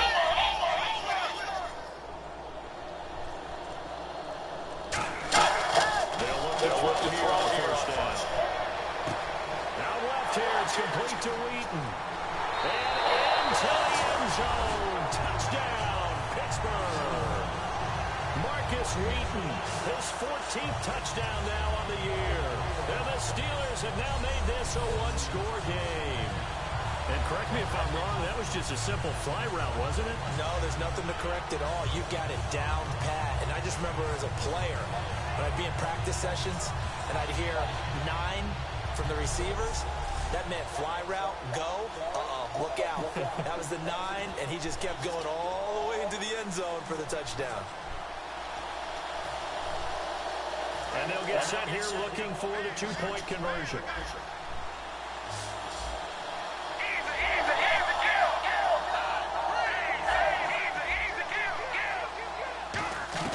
Now Manuel will throw, and this one incomplete. So they went for the 2, they don't get it. Should have been picked, probably doesn't matter on a two-point conversion, but still, as a former DB, you want to grab that ball when you can, don't you? You certainly do, and don't say it, because I know you're thinking it. Don't say it. What am I thinking? You know I know what you're thinking. Well, if he'd had hands, he'd be playing on offense, right? That's true. You've said that before.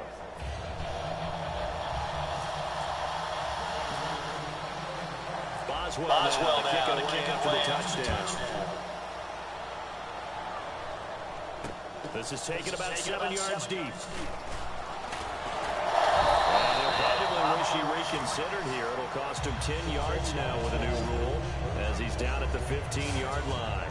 Well, conventional football 101, tells us if you don't get it back to the 20-yard line on a kickoff return, that's a disappointment. But some of these teams, special teams coaches, with approval by the head coach, they give them full authority to go ahead and bring it out and try to be aggressive, almost what we call the green light, red light play. Green light means go, red light means stop. Looks like he had green on that play. A gain of 3, second down. I do know from experience that when you slow down someone's running game, you're now doing the dictating on defense. And guess what? Now you're getting ready to tee off on their quarterback because they have to throw it all the time. But you still have to be alert for the draws and other plays of that nature to make sure you don't get hurt. Here we go. Again, they run. Again, it's Flores. And he'll lose yardage here. Back to the 15. So he loses 3 yards there. Now third down. The defense won that play so fast that I think if the running back even had time to notice if anyone was there, it was just a blink of an eye, and there was a loss on the play.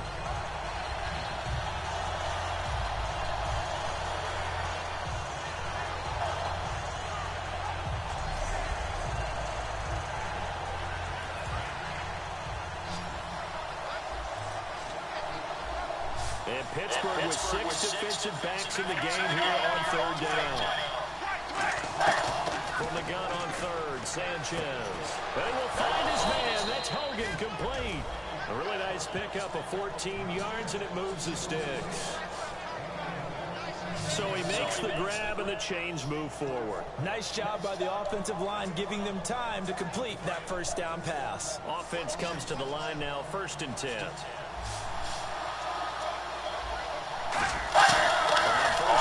Here's Sanchez. Over the middle, the catch by Coleman. 5 yards on the catch there, brings up 2nd down.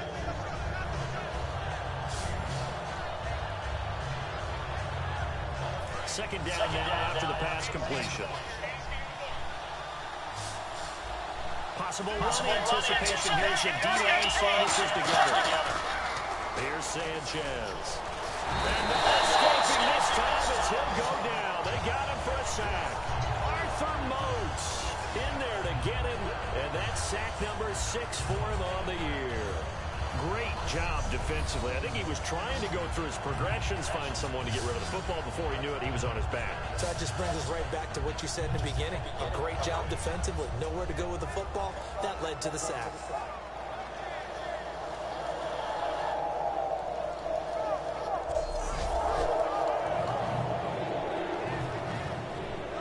Big sack on 2nd down. Now the offense needs to convert here on 3rd.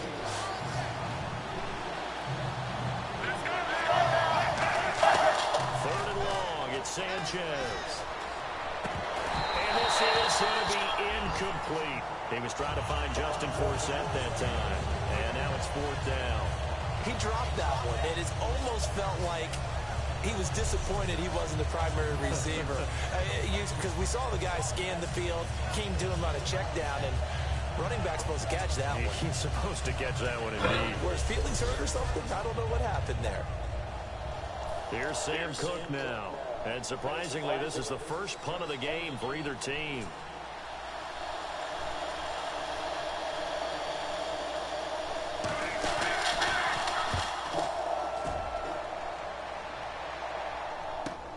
It's taken to the 26. Nice to return there, 16 yards. And that will come the offense as they take over. And Le'Veon Bell making his way back out onto the field now. And there are the numbers. Got off to that torrid hot start. We thought he was in for maybe a career day. Not the case. No doubt about it. It almost looks like a misprint after what we saw in the 1st half. But let's give a little bit of credit to the guys on the other side of the ball. They went in at halftime, made a few adjustments. And you know what else? They didn't lose their confidence in their ability to play. Because a lot of times you get beat down in the 1st half, you get ugly in the 2nd half. They come out with a new resolve and a renewed determination.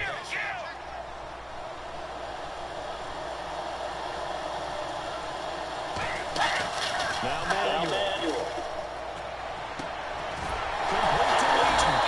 And he's going to get this all the way down inside the 35. A really nice gain of 25 yards. He had time, was able to survey the field and find a soft spot in that zone coverage. And that's where it gets difficult for a defender, Brandon. You go to your spots on the field that you have to cover, and when the offense finds an area that you're not in, that's where they throw the football. We're off to the 4th quarter here on Christmas Eve. Back now in Pittsburgh. It's the Steelers with the football, but trailing here as we get going in quarter number 4. They come out with one back and 3 tight ends.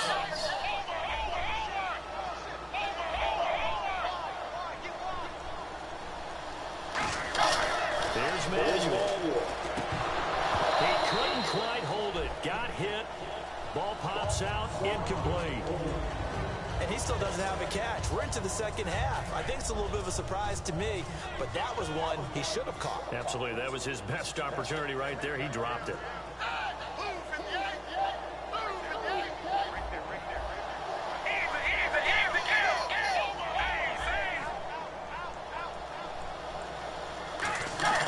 He'll try again with the arm here on 2nd down. Now left here, it's complete to Wheaton. It's a pickup of 16 there, and it'll lead to a new set of downs. Part partner. He got the DB on his horse on that play. He certainly sold like it was going to be a deep route before breaking it back on the comeback towards the sideline.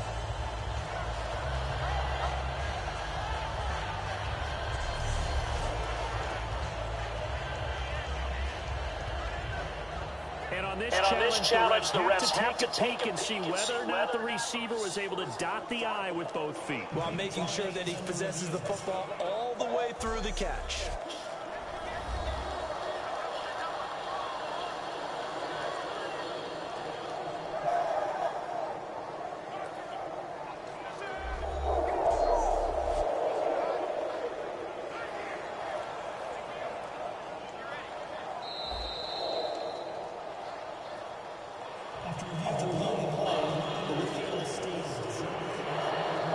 Well, he challenged the play. It did not pay off. And that means he lost a timeout in that challenge. And as a coach, you hate that. Don't know if you took the advice of the player, you threw it yourself, but it didn't go your way. At the end of the day, it all comes back to the head coach. He has the final determination on whether to actually challenge the play or not. In this case, it didn't pay off for him. And that's got to be so heartbreaking. You throw that flag, you probably feel really confident, and then all of a sudden, boom, you lose the challenge. Yeah, when you take a look at it, you're throwing that flag because you believe you're going to be right. And when it comes back the other way, you have to regroup. They come up with one running back. That's Bell.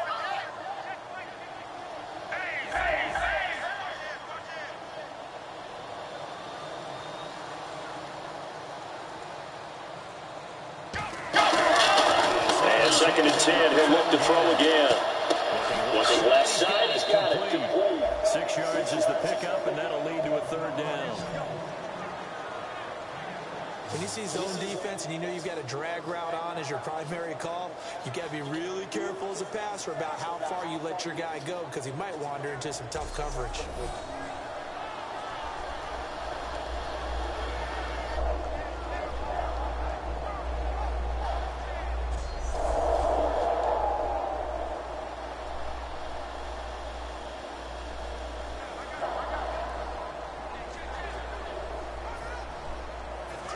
Short of the sticks after that completion, and now it's 3rd down for this offense.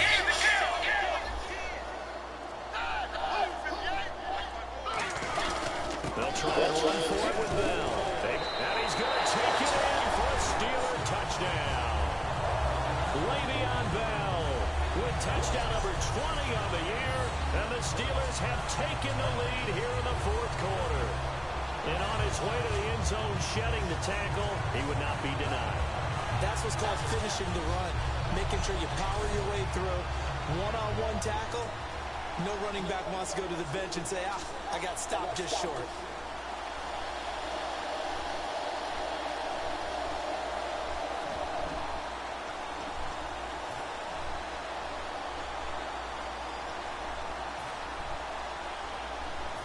So a big play now as the Steelers will go for 2.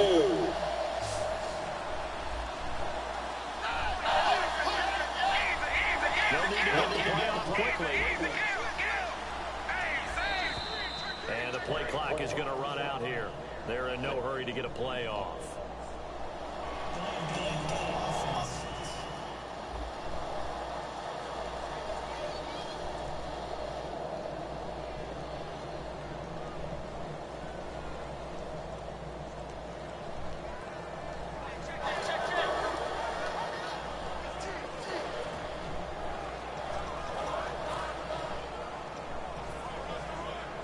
They'll again try for 2, this time from the 7.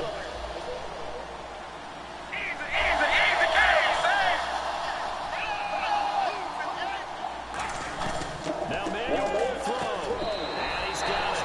So the 2-point conversion is good, and they add on to their 4th quarter lead. So the flag backed him up 5 yards to the 7. They still get the 2-point conversion, though. Now, was that confidence in the play call they had and in their offense, or just absolute disdain for the defense? It worked.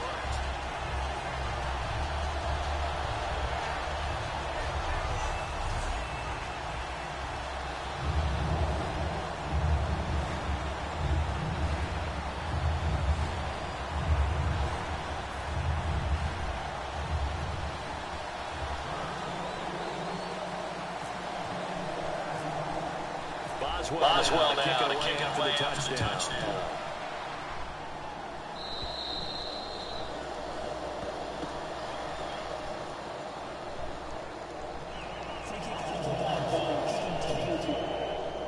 And the kicker commits the kicker's cardinal sin. He kicks it out of bounds.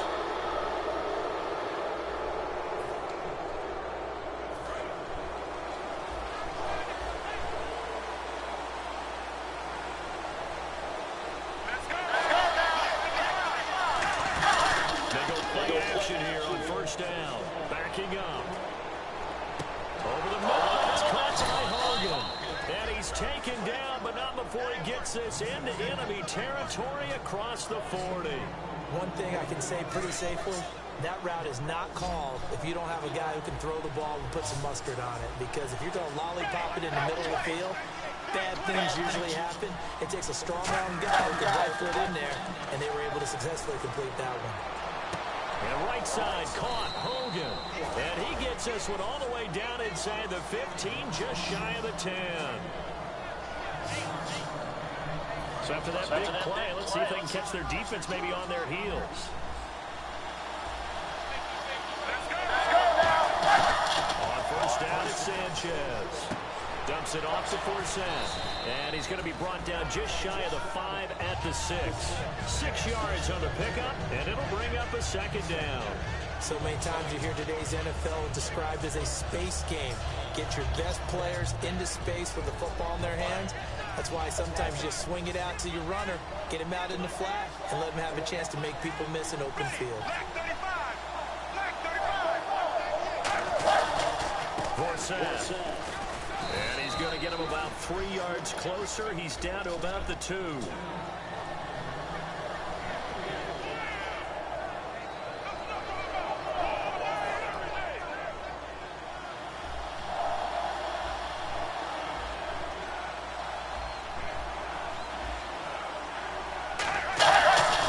They'll try and get it for us. And this one will wind up with him losing yardage. Back to the 4-yard line. He lost 2, and it brings up 4th. All right, Brandon, you know me as well as anyone. You know I don't usually advocate abandoning things during a game, but here we are in the second half. I think it's time to change things up. Let the running game go a little bit. Let's get to the passing game, and if you still want to get in the hands of the runner, maybe you swing it to him, throw it to him a little bit. Try it that way. They come out.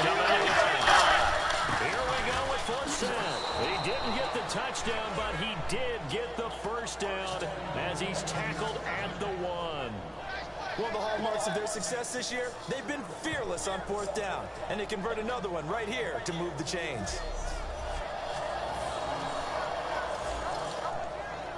And let's see what the defensive coordinator may have up his sleeve here to try to get this final last stand and win this football game. They'll run. This is Allen. And he will take it in for a Ravens touchdown. Buck Allen, his 4th touchdown on the year. And the Ravens have taken the lead here in the 4th quarter. I know we don't talk about it enough, but the intelligence level of the guys up front blocking, the offensive linemen, maybe the smartest guys in football overall. Add in a little bit of athleticism and a whole lot of toughness, you've got a lot to deal with, don't you? That's why the guys in the backfield get them really nice Christmas gifts, right? If they're smart, they do. And he knocks it through. So that winds up a 7-play drive all told. And it's capped off by the Baltimore score.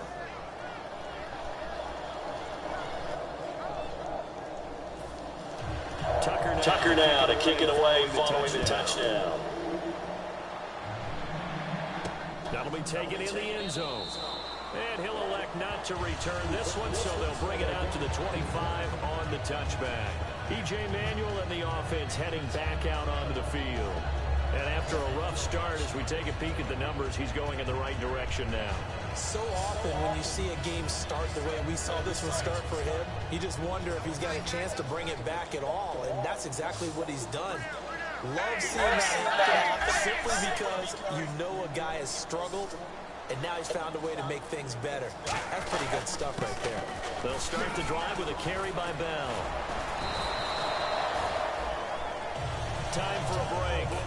We'll come back for the electrifying conclusion after this. So the Steelers with the football as we get you reset. And let's see what they've come up with offensively after having time to talk it over. And a new set of downs here after picking up the first on the ground.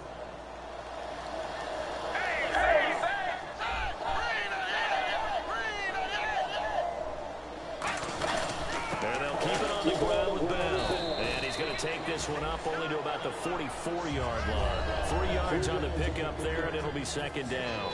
And now it looks like they're going to be in the hurry-up. Well, so many times we look at a short run and we praise the offense for trying to set the tempo and establish things, but the defensive guys, hey, they just won the battle there. It wasn't a big run given up. They don't always have to absorb the body blow. That's caught inside the 20. They give him a gain of 38.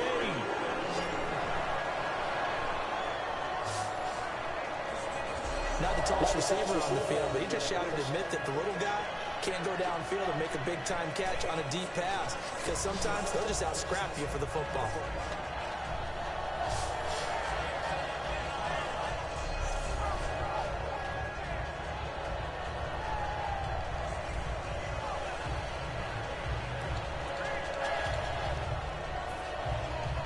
So here we go, first and 10 now.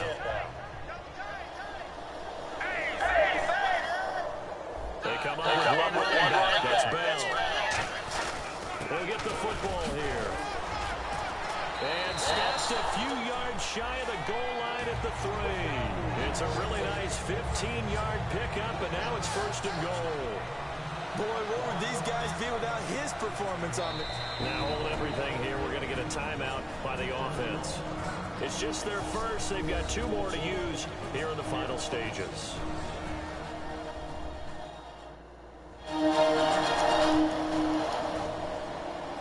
And we are back here. I'm going alongside Charles Davis. So the offense takes a timeout.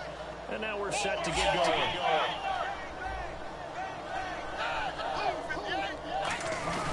They'll try to run it in with Bell. And they'll get him down just shy of the goal line at about the 1. Now whistles come in. We're going to get a timeout here by the offense. That'll leave them with just 1 remaining in this 4th quarter of play.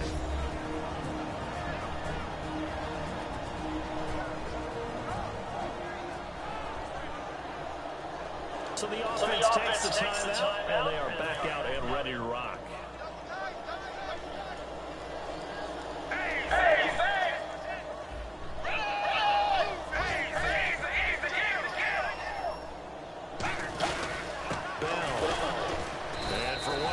Times here today, this run's not going to go anywhere.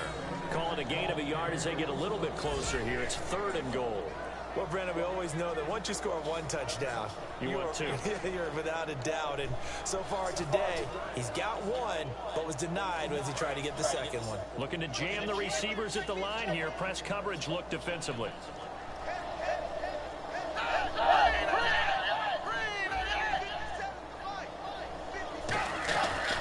To throw, and he can't get away. He's taken down. Willie Henry in there to drop it for a 4-yard loss, and it'll be 4th down.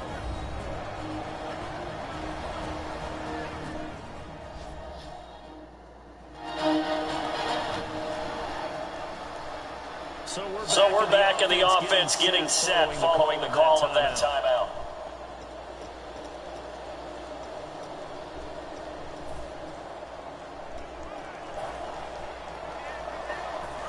Likely the play of the game here, trailing in the final quarter. And going for it on 4th and goal.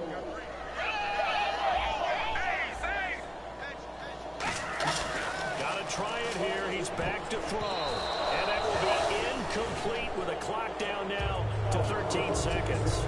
Now that's just simply good coaching and excellent technique on that play. You know why? Because everyone wants to rush the...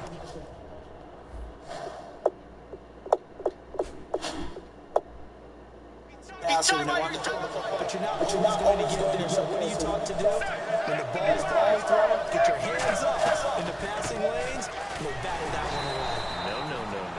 And they'll hit him for a loss as he's back to his 2-yard line. A loss loss of a full 3 yards, and now it's second down.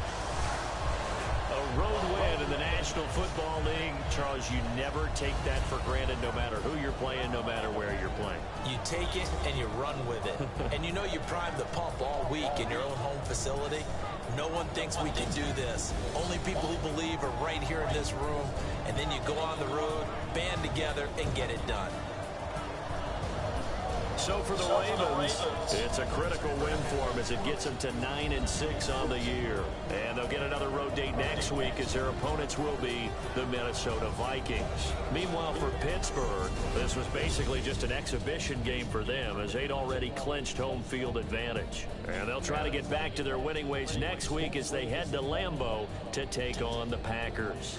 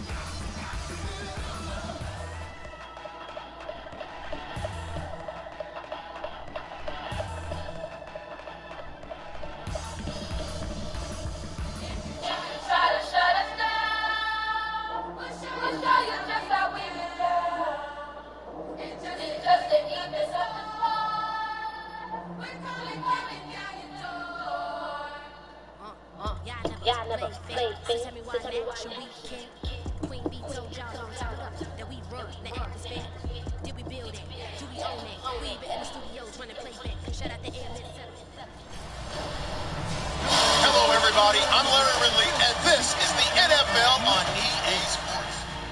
Happy New Year's, everybody. In today's late season matchup, we have two teams who have victory on their minds.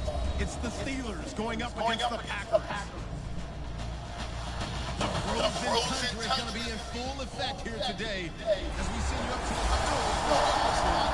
On the call, here are Brandon Gaudin and Charles Davis.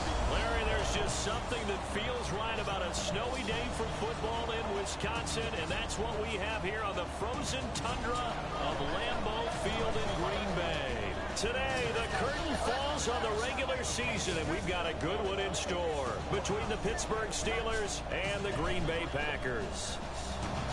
Along with Charles Davis, I'm Brandon Gaudin. And Charles, we look at this Packer team as we enter play here. They come in off a loss last time out, but they've been playing better than 500 ball the last couple months. 5 wins in their last 8 games. Meanwhile, for the visiting Steelers, they come in off their very first loss of the year, suffered a week ago. Yeah, it will not be a perfect season, but I'm interested to see how they bounce back now that they know that chasing the 1972 Dolphins is out the window. This will be fielded on the back line of the end zone. Oh, look at that. Oh, look at him turn. And he'll get it up past the 20 to the 22-yard line. So here are the Steelers now to take over for the first time. They'll be led out by their quarterback, a former first-rounder out of Florida State, E.J. Manuel. And while things haven't gone exactly as planned for E.J. Manuel, he did have a big all-star week, which led him to first-round status. People see that size, that frame, that arm talent. All they want to see now is consistency.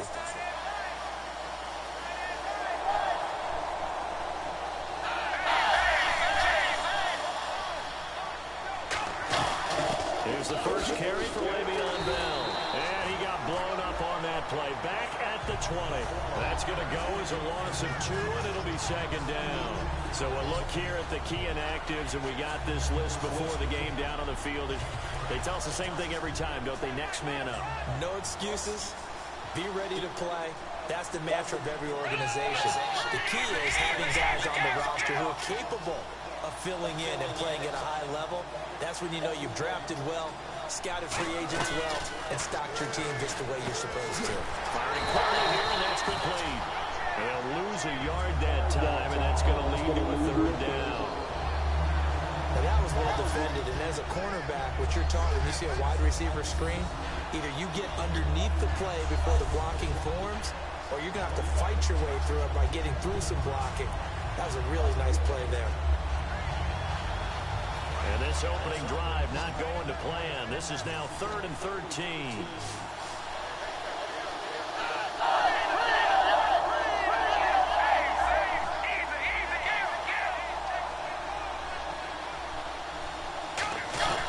Here's Manuel.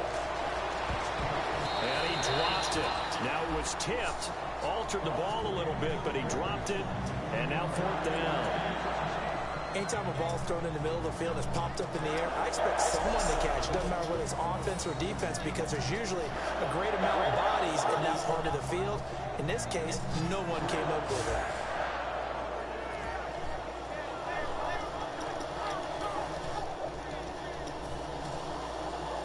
Okay, look at this. The punt team nowhere to be found. They're on the sideline. Offense going to go for this on the opening drive.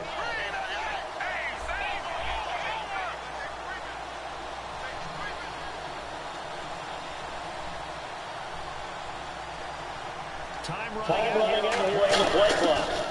Now Manuel. He's going to rifle one deep left side. It's caught inside the 25. And he takes it down deep into Green Bay territory. And they pick up the first down on a 4th down play. I don't know if the defense relaxed because they thought maybe they'd stopped them on 3rd down, or if they just didn't protect the sticks very well. But, boy, that's a big-time pickup right there.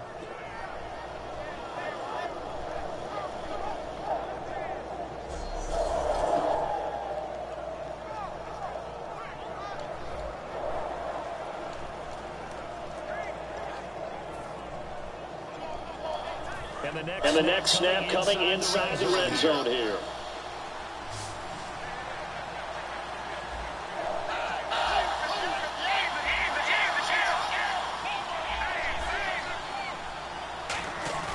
Now a play fake here on 1st down.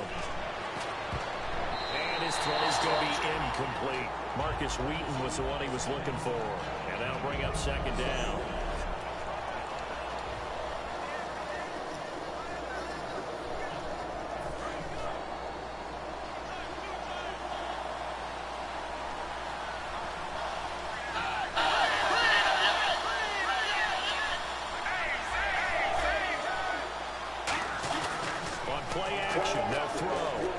Johnson with a completion over the middle. And stopped a few yards shy of the goal line at the 3. A nice pickup of 14, and it moves the stick, sets up a 1st and goal. So there on that play, offensively, they ran the crossing route. Defense was in zone coverage. So as a former DB, how tough is it to defend that? It's really difficult because your natural inclination is to chase the receiver and maybe leave your zone. So you have to have discipline in order to talk to your other coverage guys and let him know that that receiver's crossing from your zone to the next zone. He's coming your way. Make sure you have him. And then when the ball is actually thrown, secure the tackle. When they're moving on crossing routes, if you miss a tackle, it usually results in a big play. They'll stick with the passing game as he looks to throw. And the tip there altered the ball flight, and it falls incomplete. It'll be 2nd down. And let's get a look at the Green Bay defense. Demarius Randall's a versatile player. Played both safety and cornerback in college. They're using those same skills in the NFL. Defense showing blitz. And on the outside, they're playing press coverage.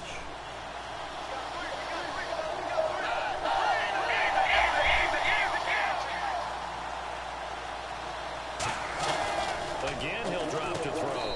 And caught in the end zone. Touchdown, Steelers. Marcus Wheaton, touchdown number 15 of the year. And the Steelers take the ball down the field and score on their opening drive. And all about timing there on that short slant, Charles. Exactly right. That was timed up so well. The route, the throw, touchdown.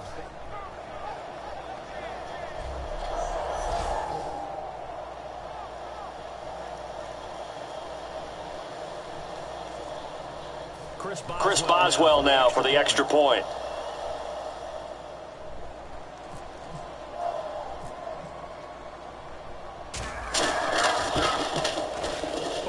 These may be an adventure this afternoon, but this one is good.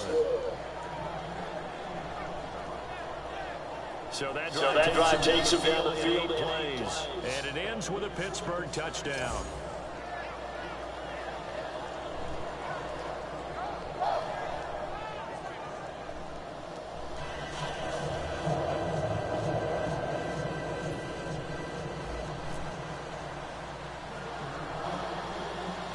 Boswell now to kick it away after the touchdown.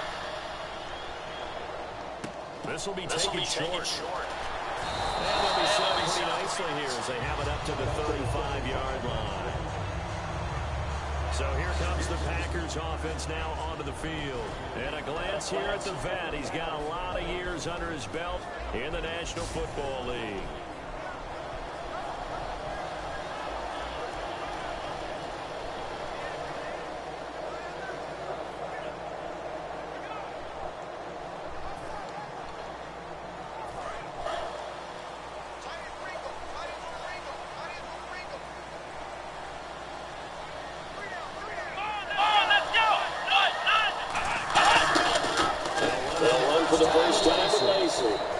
And he is going to lose yardage here.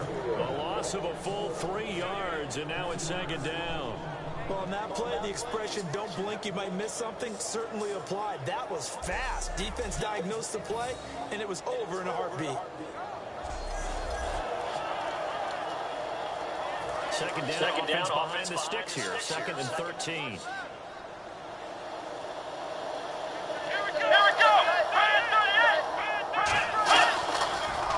Again, it's Lacey. And an alley to run. And he'll get this one up to about the 39 here. Call it an 8-yard pickup, and it'll be 3rd down. But you got to give kudos to your offensive line and the guy carrying the ball because they were in a 2nd and long situation. It seemed pretty dire, but they brought it back to 3rd and manageable with that run. Let's see what they go to here on 3rd down and 6.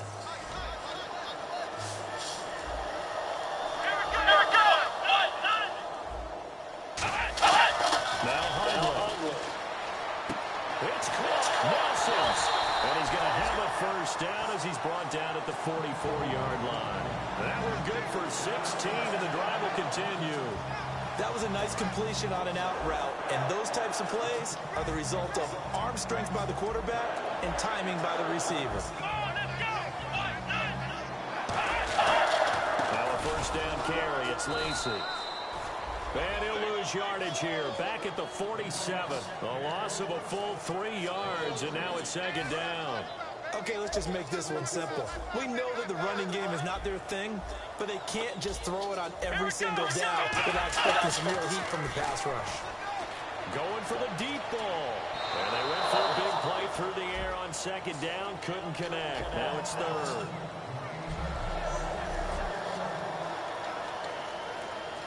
Wonder what's in the offensive playbook on 3rd and 13. We're about to find out. Let's go. Throwing, Hundley. And he'll just toss it away. So he throws it away, and that brings up 4th down. Well, not to get too overcritical there because he knows what he's doing, but his shoulders looked a little off kilter there when he threw that. I don't think you're being overly critical there. You're just analyzing it, and he gets those shoulders right. That pass will go from incomplete to complete.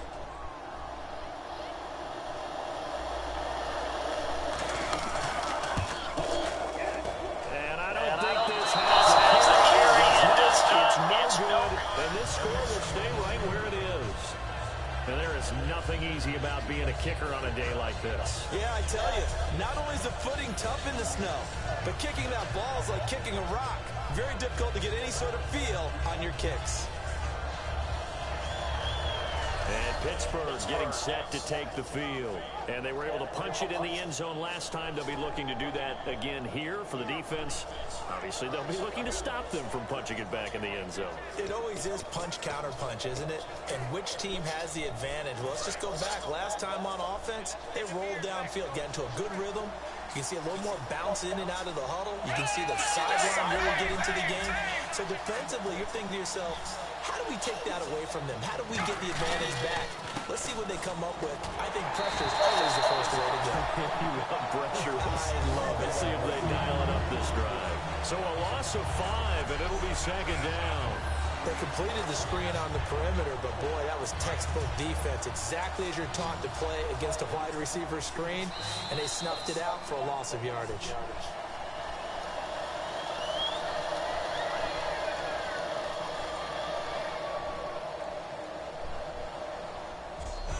So 1 quarter in the books on a cold December. Back with Charles Davis, Brandon Gault, and Steve Ball to begin quarter number 2, but they face a 2nd and long to start things out.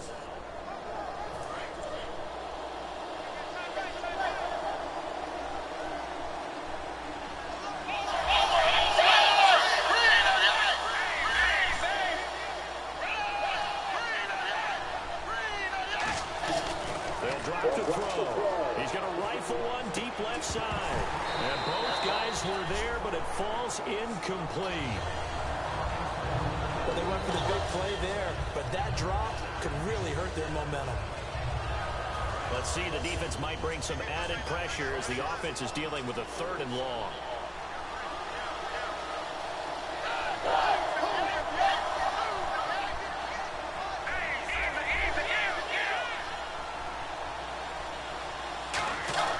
Here's Manuel. Throws there, incomplete. He was trying to find Ladarius Green there as tight end, and that brings up 4th down. Putting pressure on the guy throwing the football is always good, but when you can couple that with contact on him that leads to an incompletion, as we just saw there, that's winning football.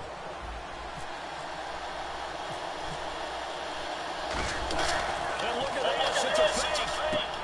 Wide open receiver complete. And he'll get this one down near the 20-yard line. Okay, that was a fake punt, and it was successful throwing the football. I know you threw the football and you're passed off of a fake. Yeah, but unsuccessful back in my high school days. Old Tim Jones dropped it, hit him right in the numbers. But I'll tell you what, these guys, they love this opportunity, don't they? A chance to get involved. They certainly do, and many of them were quarterbacks or big-time players when they were in high school and college. So to get back doing what they did before, always fun.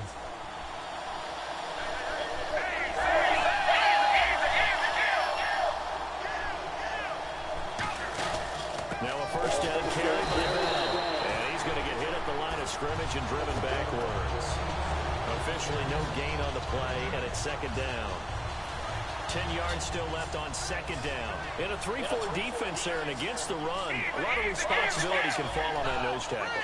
A ton of responsibility, no pun intended, because they got to deal with not just the center, both guards, and a lot of times they have to eat up double teams in order to let the rest of the guys get to the football. But how about that play? He not only did he eat up the double team, he ate up the ball carrier as well. I was going to say, talking about puns, you said eat up the double team.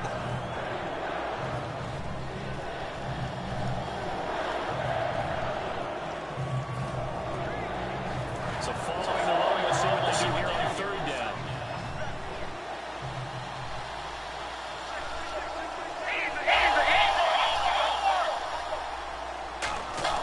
Now Manuel.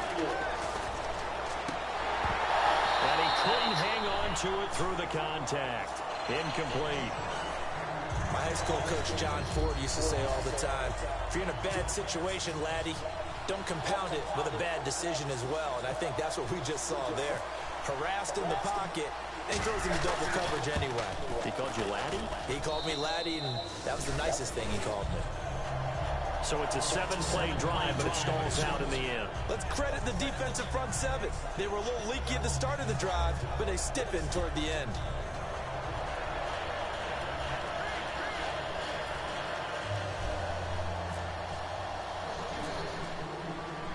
After the successful field goal try, here's Boswell to send it away. And this will not be returnable. It's out of the back of the end zone for a touchback. And Green Bay getting ready to go as they take the field. And the last go-around for them, they tried that really, really long field goal, couldn't connect. And in retrospect, I think a lot of people would say, well, why would you try to run that long? You hurt yourself in field position. The ball comes out, there. That only helps the other team. But I look at it as maybe it was a double shot of confidence. Confident the kicker could make it. And even if he missed, confident in their defense that they could hold him.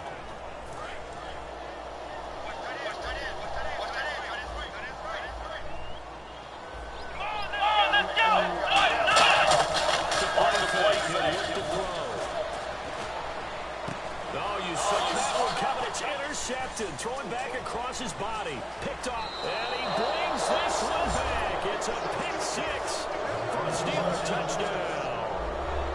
Short throw, pick six right there. Those linebackers, they love when those short throws come and those eyes get real wide, don't they? How about the anticipation on the play? Reading, reacting, and then the ability to catch the football and take it in the opposite direction.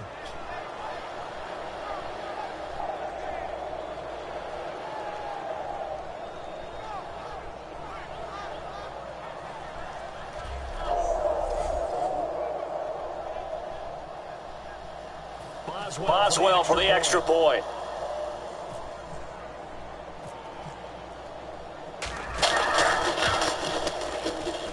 He's got it, and it's 17.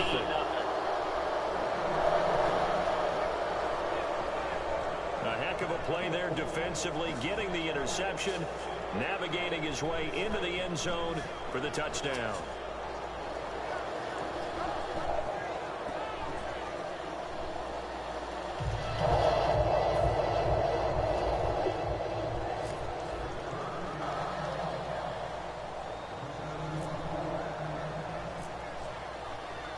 So they throw the pick six. They'll get another shot at it now. As this one's in the air. Short kick. One of the up middle take it now. And they're able to return this one all the way up to the 45. Any return that gets you to midfield is a great return. One first down, and you're almost in field goal position. The Packer offense now ready to get back onto the field. They'll try and start this drive in the air. And he bats it away, and it falls down incomplete. He was looking for his tight end, Richard Rodgers, that time. And now it's second down. It's always tough for the guys throwing the football when they think they've got a completion and the ball's almost there, and then someone sneaks a hand or two in and bats it away.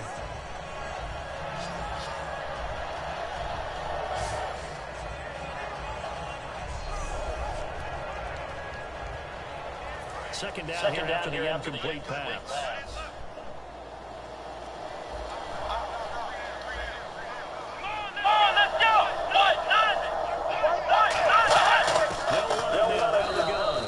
This one's going to go the gaining yardage back at the 42. So he loses 3 yards there. Now 3rd down. With the struggles we're seeing up front for the offense today, they've got to think about changing up their play calling. Some screens, some draws, some quick-hitting plays in order to try and supplement the run game. You don't totally abandon it, but you try and give it a little bit of help.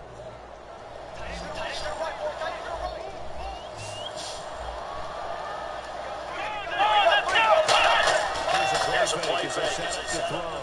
Deep drop. And Adams has it complete. Taking it right down Broadway. And he takes it down deep into Pittsburgh territory. It's a big play there for Green Bay. 49 yards.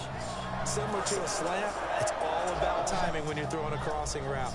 Quarterback and receiver have to be in sync, and when they put it on them just right and catch it full speed, running through a defense can often result in a big pickup of yardage. A reminder coming up at halftime while the two of us head for warmer areas of the press box. We'll send you to Orlando where Larry Ridley will have highlights and analysis of this first half. Send me to Orlando, please. Don't be so soft. Oh, he had 6 points in his hands there. Couldn't hang on. 2nd down. After all the preparation, all the practice, a play like that will absolutely break your heart. They had everything they wanted, just unable to complete it. In the end zone, a big-time drop.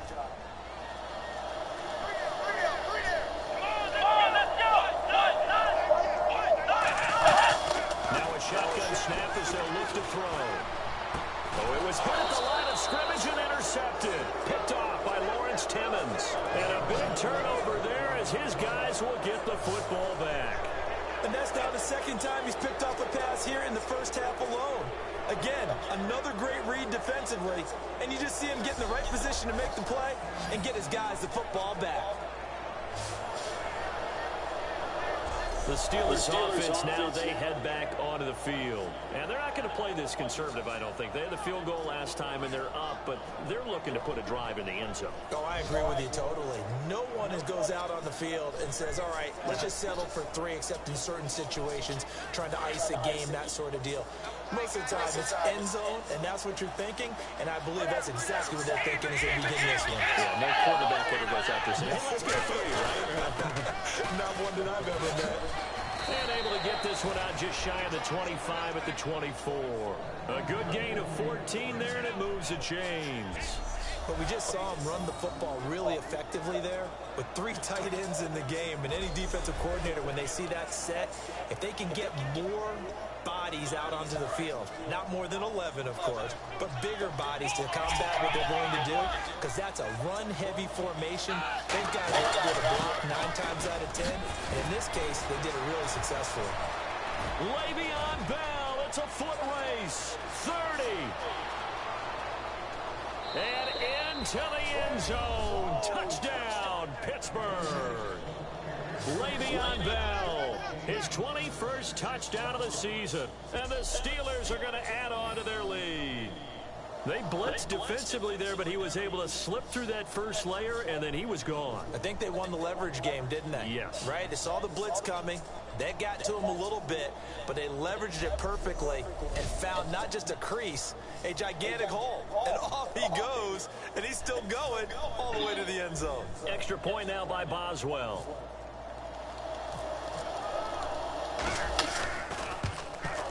And the lead is now 24.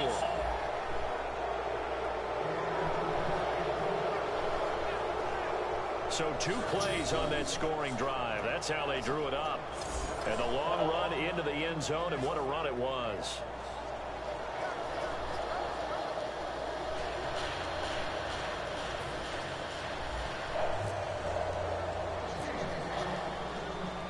Boswell now to kick it away after the touchdown. And this will be a touchback as that sails over the end line. And Green Bay getting ready to go as they take the field. And 2 interceptions already here in this first half. That's got to affect him a little bit, right? He's got to be thinking about it. He's got to be thinking about it, but most of the good ones, they find a way to put it aside. They're not happy about it by any stretch of the imagination. They find a way to put it aside and continue to play their game. Can he put it aside? Let's find out. I hope I don't sound too rah-rah on that one, but that's the exact right throw. Either your receiver gets it or no one gets it. Give him a lot of credit for being really precise with it. Got rid of it. No one got it. Now Hundley. And Rodgers has it over on the right side. 6 yards is the pickup, and that'll lead to a 3rd down. Obviously, this has not been a banner game throwing the football. So what you got to do, you got to kind of down focus, don't you think? Find the tight end, take some easier completions. The interception last drive. There he hits the reliable target.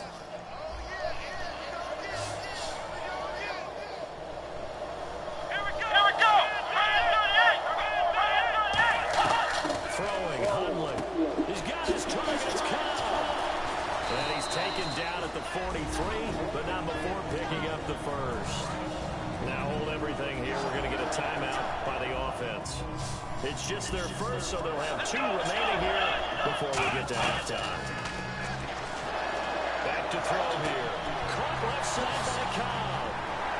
And taking it across midfield and inside the 45. Now whistles come in. We're going to get a timeout here by the offense. So that means they're down to 1 remaining here as we head toward halftime. They go play action here on 1st down. Looking deep downfield. And it pops free. The collision there jarred the ball loose and brings up 2nd down. On every offensive coordinator, every play caller sheet, they have about 5 or 6 plays per game that they call shot plays or big plays, and you don't get many opportunities to dial them out, and they just did, and they drop it with a great chance to make a big play.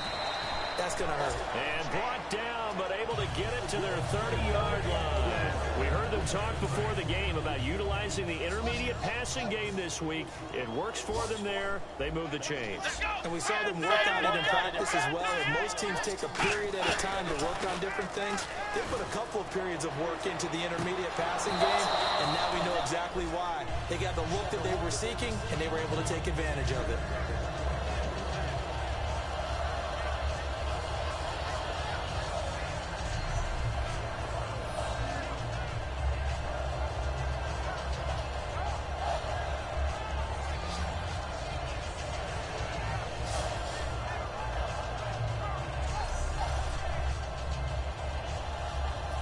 Offense still needing 10 yards. 2nd down.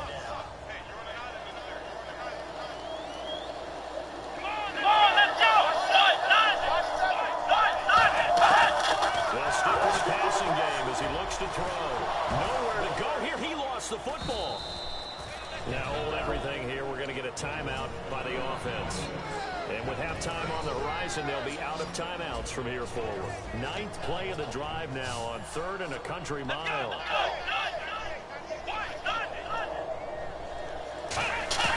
Back to throw again. And that is incomplete. 7 seconds remaining.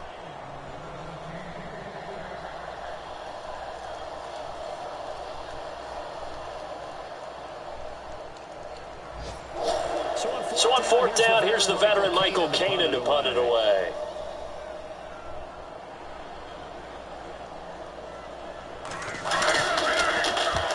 And now a low liner, I think he missed it. And this one will not be returnable as it sails out of bounds.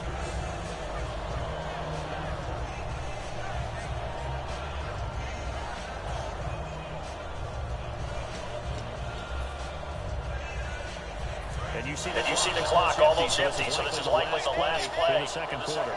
They'll come out in the pistol. They'll throw now on the final play. Out left here, it's complete to Wheaton. And he'll be taken down, but not before he gets into enemy territory.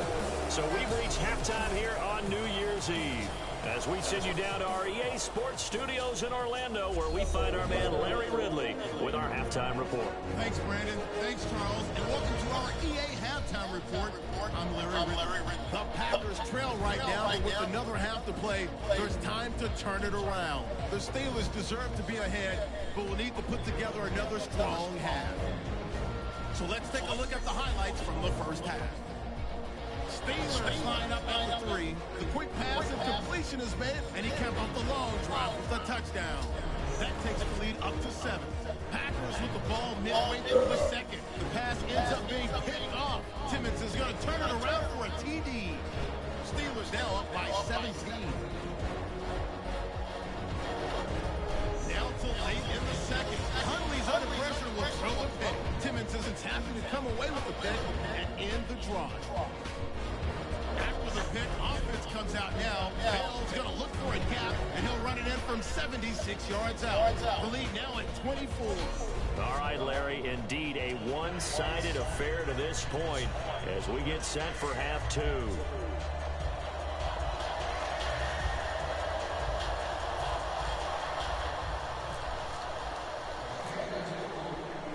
So both teams have their marching orders, and we'll get going again here in quarter number 3. Now the return. Here comes Randall Cobb. And he'll take this one near the 25, call it the 26-yard line.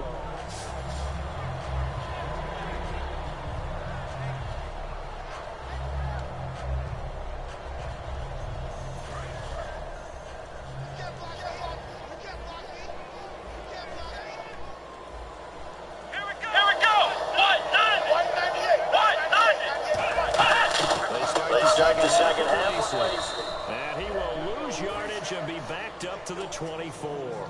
That's going to go as a loss of a yard, and it'll be second down. Say what you want about Eddie Lacy. He is really important to his team, and right now, they're holding him down well below his normal yardage total, and his team's losing the game. And we talk about it so often, how tough he is to bring down, but they found a way to do it. Yeah, I think gang tackling, getting a lot of people to him, that's the key to everything. Not many guys can take him down one-on-one consistently. And the defense searches for one more stop here after the run on second down. Now Hundley. Surveying the field. Still back there.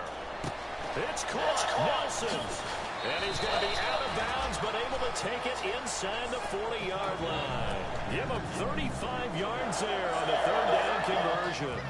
There will always be a place for methodically marching the ball downfield. But when you can pick it up in big chunks and strike like that, have explosive plays, that's often the difference in winning and losing. Those types of plays that can knock a defense off balance. And no escaping this time as he'll go down. They got him for a sack.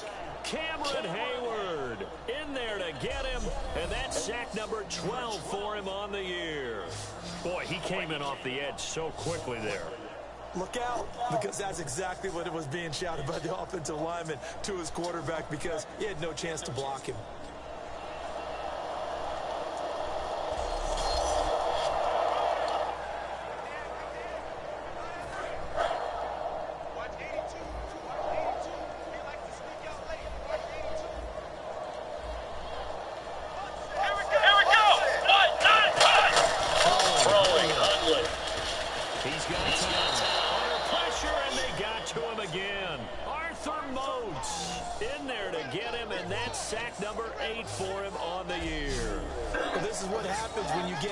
The chains, as people like to say, when you have obvious passing situations, hard to vary it up and fool a defense. And you hate those situations if you're an O-lineman, right? Oh, without a doubt, because you just know they're coming, and you never know exactly how. They can be exotic in their blitzes, or their athletic ability just takes over.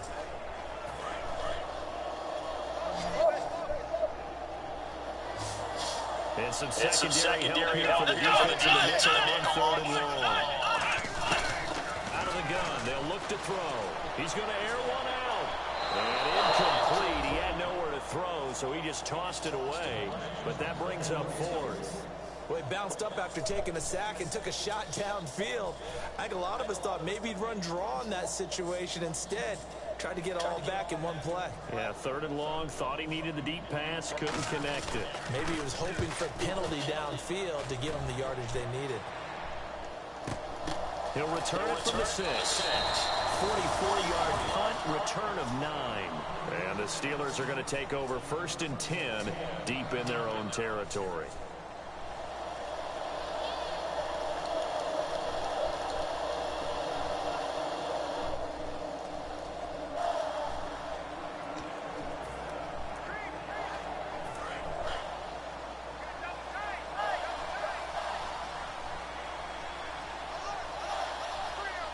They come up with one running back. That's Bell.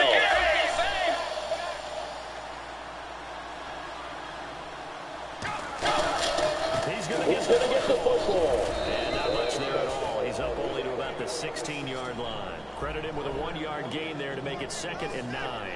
You know how we get focused at end of the half and into the game situations about how much time's on the board and, you know, what you need to do?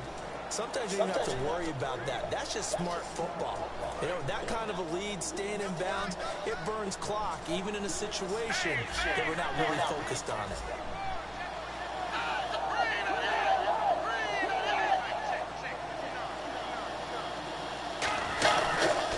Again, and he's going to lose yardage here back to the 14-yard line. Looks like we'll get a timeout, and we will. We've got an injured Packer on the field. And this is certainly not what you want to see in the final week of the year. We'll be back.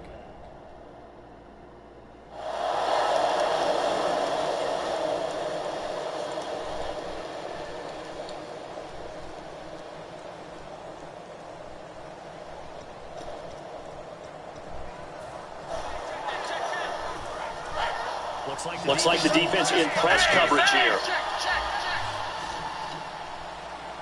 Looks like the Packers have added an extra DB. They'll run it with Bell. And he's going to lose yardage here back to the 12-yard line. Losing 2 yards that time, and now it's 4th down. No matter what defense is called versus a running play, linebackers are telling the defensive guys up front, you take care of the offensive line, keep us uncovered, let us run to the ball, we'll make big plays. Well, that paid off there. All the guys up front, the big fellas, they controlled the 5 offensive linemen. That allowed the linebackers to see the openings, sprint through the gap, and snuff that play out in a hurry.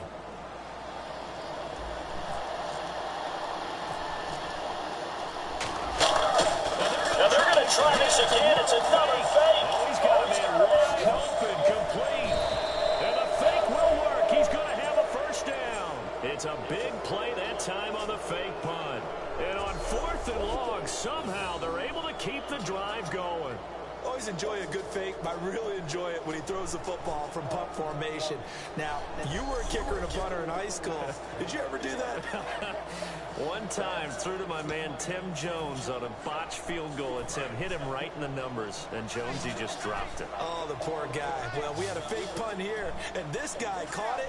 So I think he and his friends would be okay with that one. And he loves his play call, right? He's been waiting for this one all week long. Been had that arm loosened up ever since they got to the stadium. Toward the sideline, and look at that catch. Dragging the toes, and that's going to be a 1st down. Well done. I do have to admit, I like it when it all comes together. When the top part, catching the football, right, whether you're catching it with your hands or cradling it, comes together with the legs, in this case the feet, doing a little toe tap to stay in bounds and complete the catch. And a great job by our crew on the camera shot. Love when you see the grass or on the field turf, those rubber pellets flying up. Great catch. They come up with one running back. Now Manuel. And Green with a catch left side. And down inside the 15 he goes. Give him 12 yards on that one. It earns him a fresh set of downs. When you execute a drag or a crossing route really well and give them a chance to let it develop a little bit, you can gain some significant yardage hitting your tight end on that one. Looking to jam the receivers at the line here. Press coverage look defensively.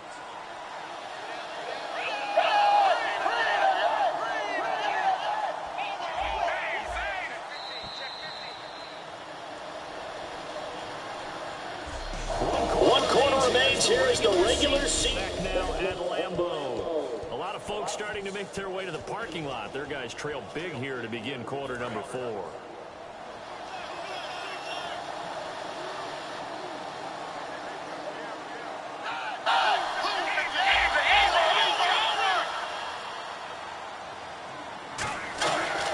player's manual. Got his man. It's caught for a Steelers touchdown. Cordell Patterson, his 9th touchdown of the season. And the Steelers offense, they continue to pour it on. They were still throwing with a comfortable lead here late, and now that lead even more comfortable. And your first thought is there bad blood that went into this one ahead of time, that maybe they're seeking some revenge or they just don't like them? But the other thing that always hits me is, are they worried about playoff positioning? Right? Are they worried about, do you need enough points in case there's a tiebreaker that comes into play later?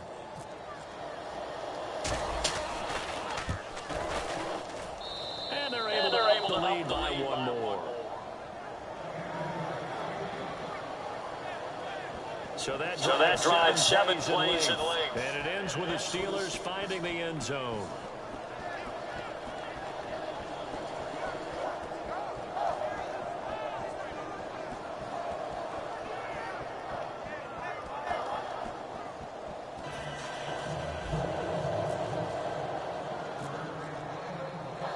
Boswell now to kick it away after the touchdown. And they will not get a chance to return this one as it's through the end zone for a touchback. The Steelers defense getting ready here. They're just hoping for more of the same. Last time they forced the punt that led to a score. They flipped the field essentially, and that's what you want to do as a defense. Make sure that you put your offense in a great position to run their offense and put the ball in the end zone. That's exactly what they accomplished. They accomplished that last time. What will they accomplish this goal around? They'll come out throwing here. And he's going to be intercepted a third time. A great read, and it's picked off. And they're going to set up shop at the 32-yard line. Well, that's 3 picks he's now thrown in this game. And I know this, the holiday season, because here we are in December, right? It is the season of giving. Maybe for his own sake, after the game, he may have to announce that he's donating certain amounts to charity for each interception that he threw. The Steelers offense now, they get ready to head back on the field. And that last drive, a long drive, but not just that, they had a great air attack going. Do they stick with that? I would think that they would, because if they were competent enough to do it on the last drive, starting backed up in their own territory, why would you change anything? They've got to be confident about what they're presenting and continue to do so. Yeah, because the secondary, they really look clueless. And that was amazing because that drive went and went, no adjustments and no big plays by the defense to knock the ball away.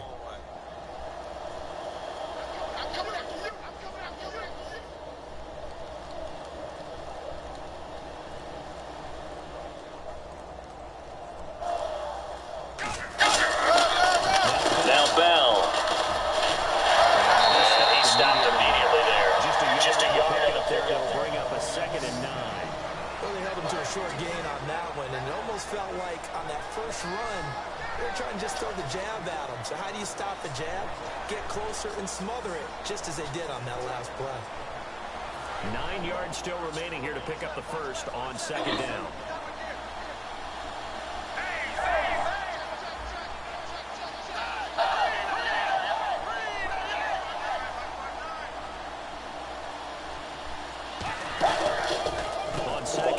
And he's going to get this one down to the 30. Back-to-back 1-yard runs here, so that leaves him with a third down and 8. Well, I think we know by now that every run is not going to be broken and get all the way to the end zone. But these short ones still have their value. You can still set up your play action and throw the football. You control the clock because you have the ball and they don't. And often the physicality sets the tempo for the game. Nickel added defensively as they look to stop this 3rd and 8. Play clock winding down. On 3rd down, here's Bell. And he'll lose yardage. Brought down at the 32. He lost 2, and it brings up 4.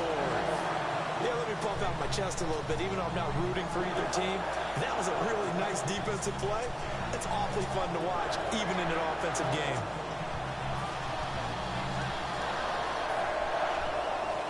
The offense staying out there. They look prepared to go here on 4th and 10.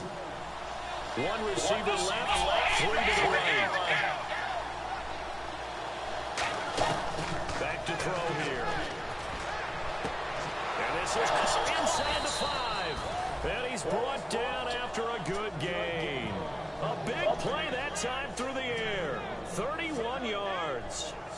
And they just had another big completion there. And I think in days gone by in the NFL, you might have asked, is this a little bit of overkill? Is this rubbing it in? I don't think people feel the same way nowadays. It's the age-old argument. Then you could say on the other side, if you're going to get angry about it, stop it, right? Go ahead and stop me. And I think a lot of the times they just look at it like, let's just play the game. And however it turns out, it turns out. And now a first down following that long gain. They come out with one back and 3 tight ends.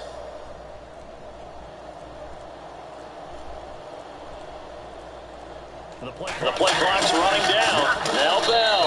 And he's in. Touchdown. Le'Veon Bell. Touchdown number 22 on the season. And this Steelers offense is running away with this one. There's no doubt in my mind. And do you hear that? Do you hear the... It's not scales, right? I don't hear scales. Do I actually hear a tune being warbled? I think the fat lady's humming. Yeah, she's doing more than humming. She's belting it out right now. She's full bore. Yeah, this thing is flat out finished.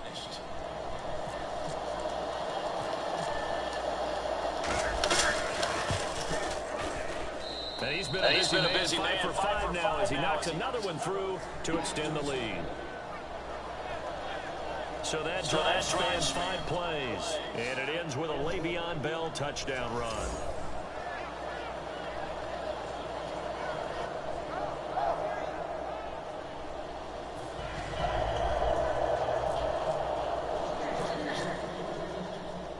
Boswell now to kick it away after the touchdown.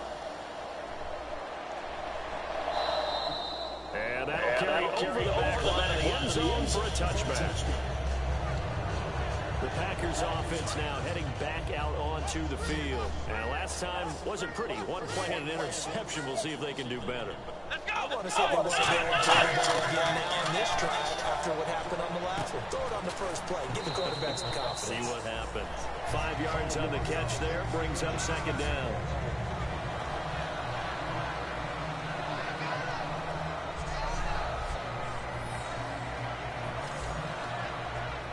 Completed pass play. Now let's see if they go back to the air or to the ground. They come up in an empty set. 4 wide receivers, 1 tight end. From the shotgun, he'll look to throw. And his throw is going to be incomplete.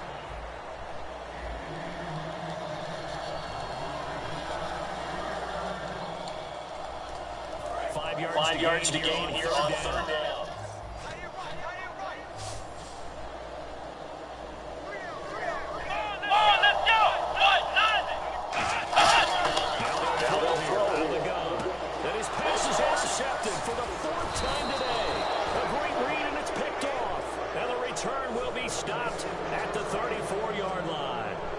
Spot in the fourth quarter with that deficit, had to throw the football. Unfortunately, there's the risk of big turnover. And you know you're going to be throwing against nickel, dime, all sorts of exotic defenses, but you have to do it anyway. Ordinarily, you might want to run the football a little bit, try and get them out of it. But as you noted, this time of the game, this point on the clock, had to throw it. And we put our attention now on the defense for the Packers. And maybe for them at this stage, it's sort of put up or shut up time. They need to stop trailing here. Oh, I'm with you totally on that one. They've got to go out there now and put an end to what's been going on in this ball game where they've just given up points, got pushed around, so to speak, during this contest.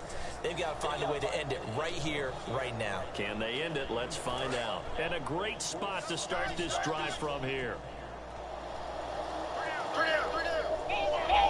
They come out with back and 3 tight ends. This is Bell. And inside the 20 before he's brought down. And a nice carry there of 15 yards. Yeah, another good run there. He's been such a big part of their success here this afternoon. And that last carry, it puts him over 100 yards now for the day. Getting late in the fourth now, Charles. 2-minute warning just around the corner. Yeah, some teams just want to get to that spot, take a breath, and then come out and attack for the rest of the game. So the Steelers with the football as we get you reset. And let's see what they've come up with offensively after having time to talk it over.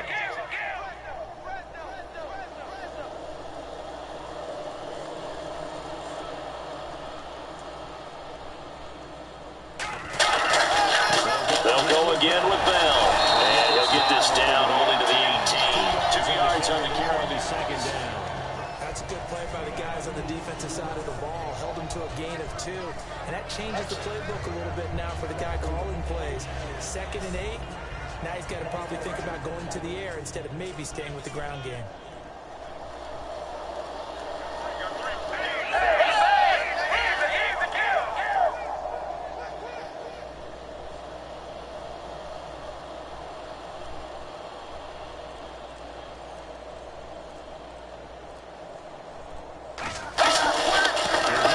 To Bell. And they'll lose yardage here. Knocked back to the 19-yard line. And that's going to make it 3rd down and 10. I don't know about you, partner, but I'm rubbing my eyes after that play. Did we just see that runner not get yardage? A big-time play by the defense. It does happen occasionally, even against the best running backs who are having big days. Well, here we go now. An extra defensive back in there on 3rd and 10. They're going to look to throw. And he locates Wheaton, complete. And he's in. Touchdown, Steelers. Marcus Wheaton, his 2nd TD of the game and 16th on the season. And the Steelers capitalize on the short field as they take it in for 6. And to me, that touchdown allows you to start grinning widely on your sideline. I think they pretty much locked this one away. Yeah, that's the clincher, the proverbial icing on the cake, if you will. Boswell for the extra point.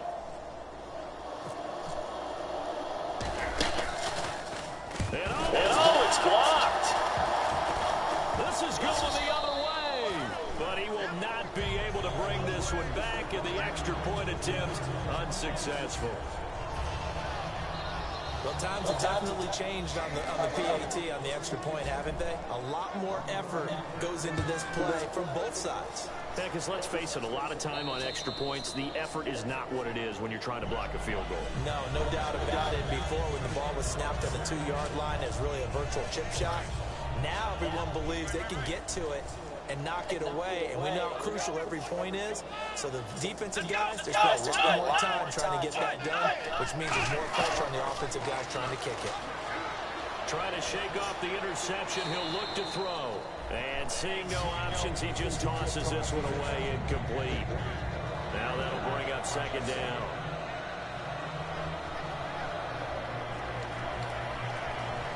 Unable to connect on the first down pass play. Now it's 2nd down. They'll come out in the pistol. Now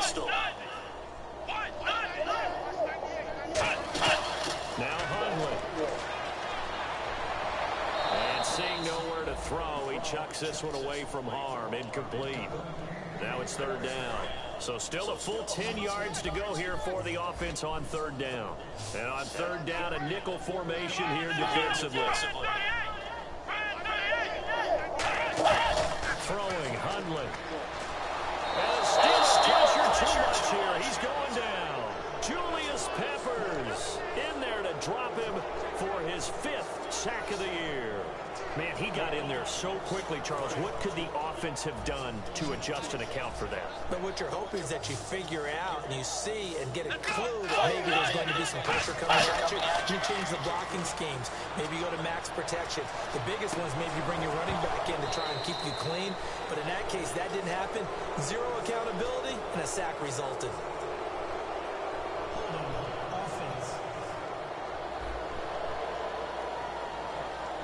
So a little grabbing there, but this time it goes against the offense for holding. Here's Michael Kanan now as he's on to punt for Green Bay.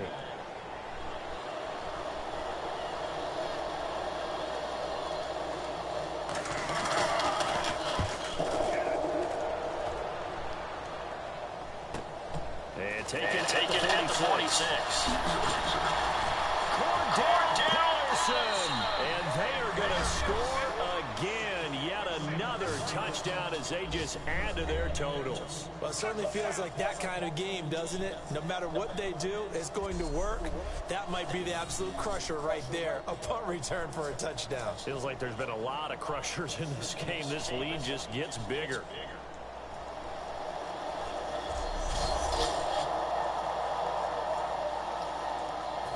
Extra point now by Boswell.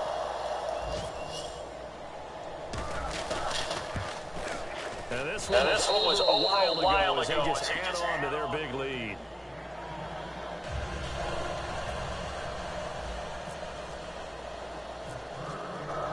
So after the punt return touchdown, let's see what their opponents can do with this kickoff.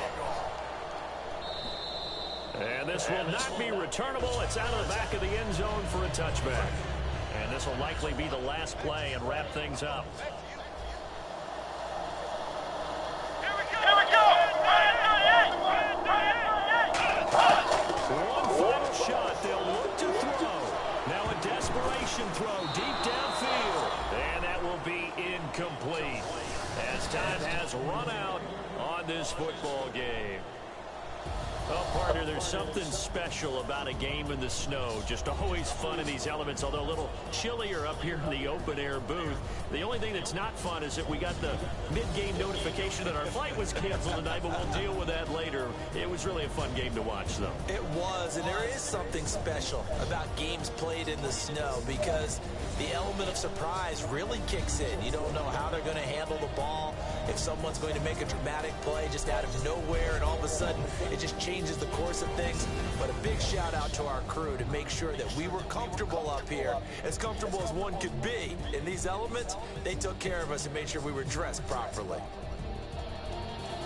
So for Pittsburgh, they'll wrap up the campaign an impressive 15-1. And they'll be able to enjoy this one through the bye week before they get back at it again. Meanwhile, for Green Bay, this might wind up being a tough pill to swallow as they're going to finish the season at 9-7. And they'll get the extra week to think about this one as they return to action in 2 weeks' time. So that'll do it for us. For Charles Davis and all our crew, I'm Brandon Gaudin. You've been watching the NFL on EA Sports.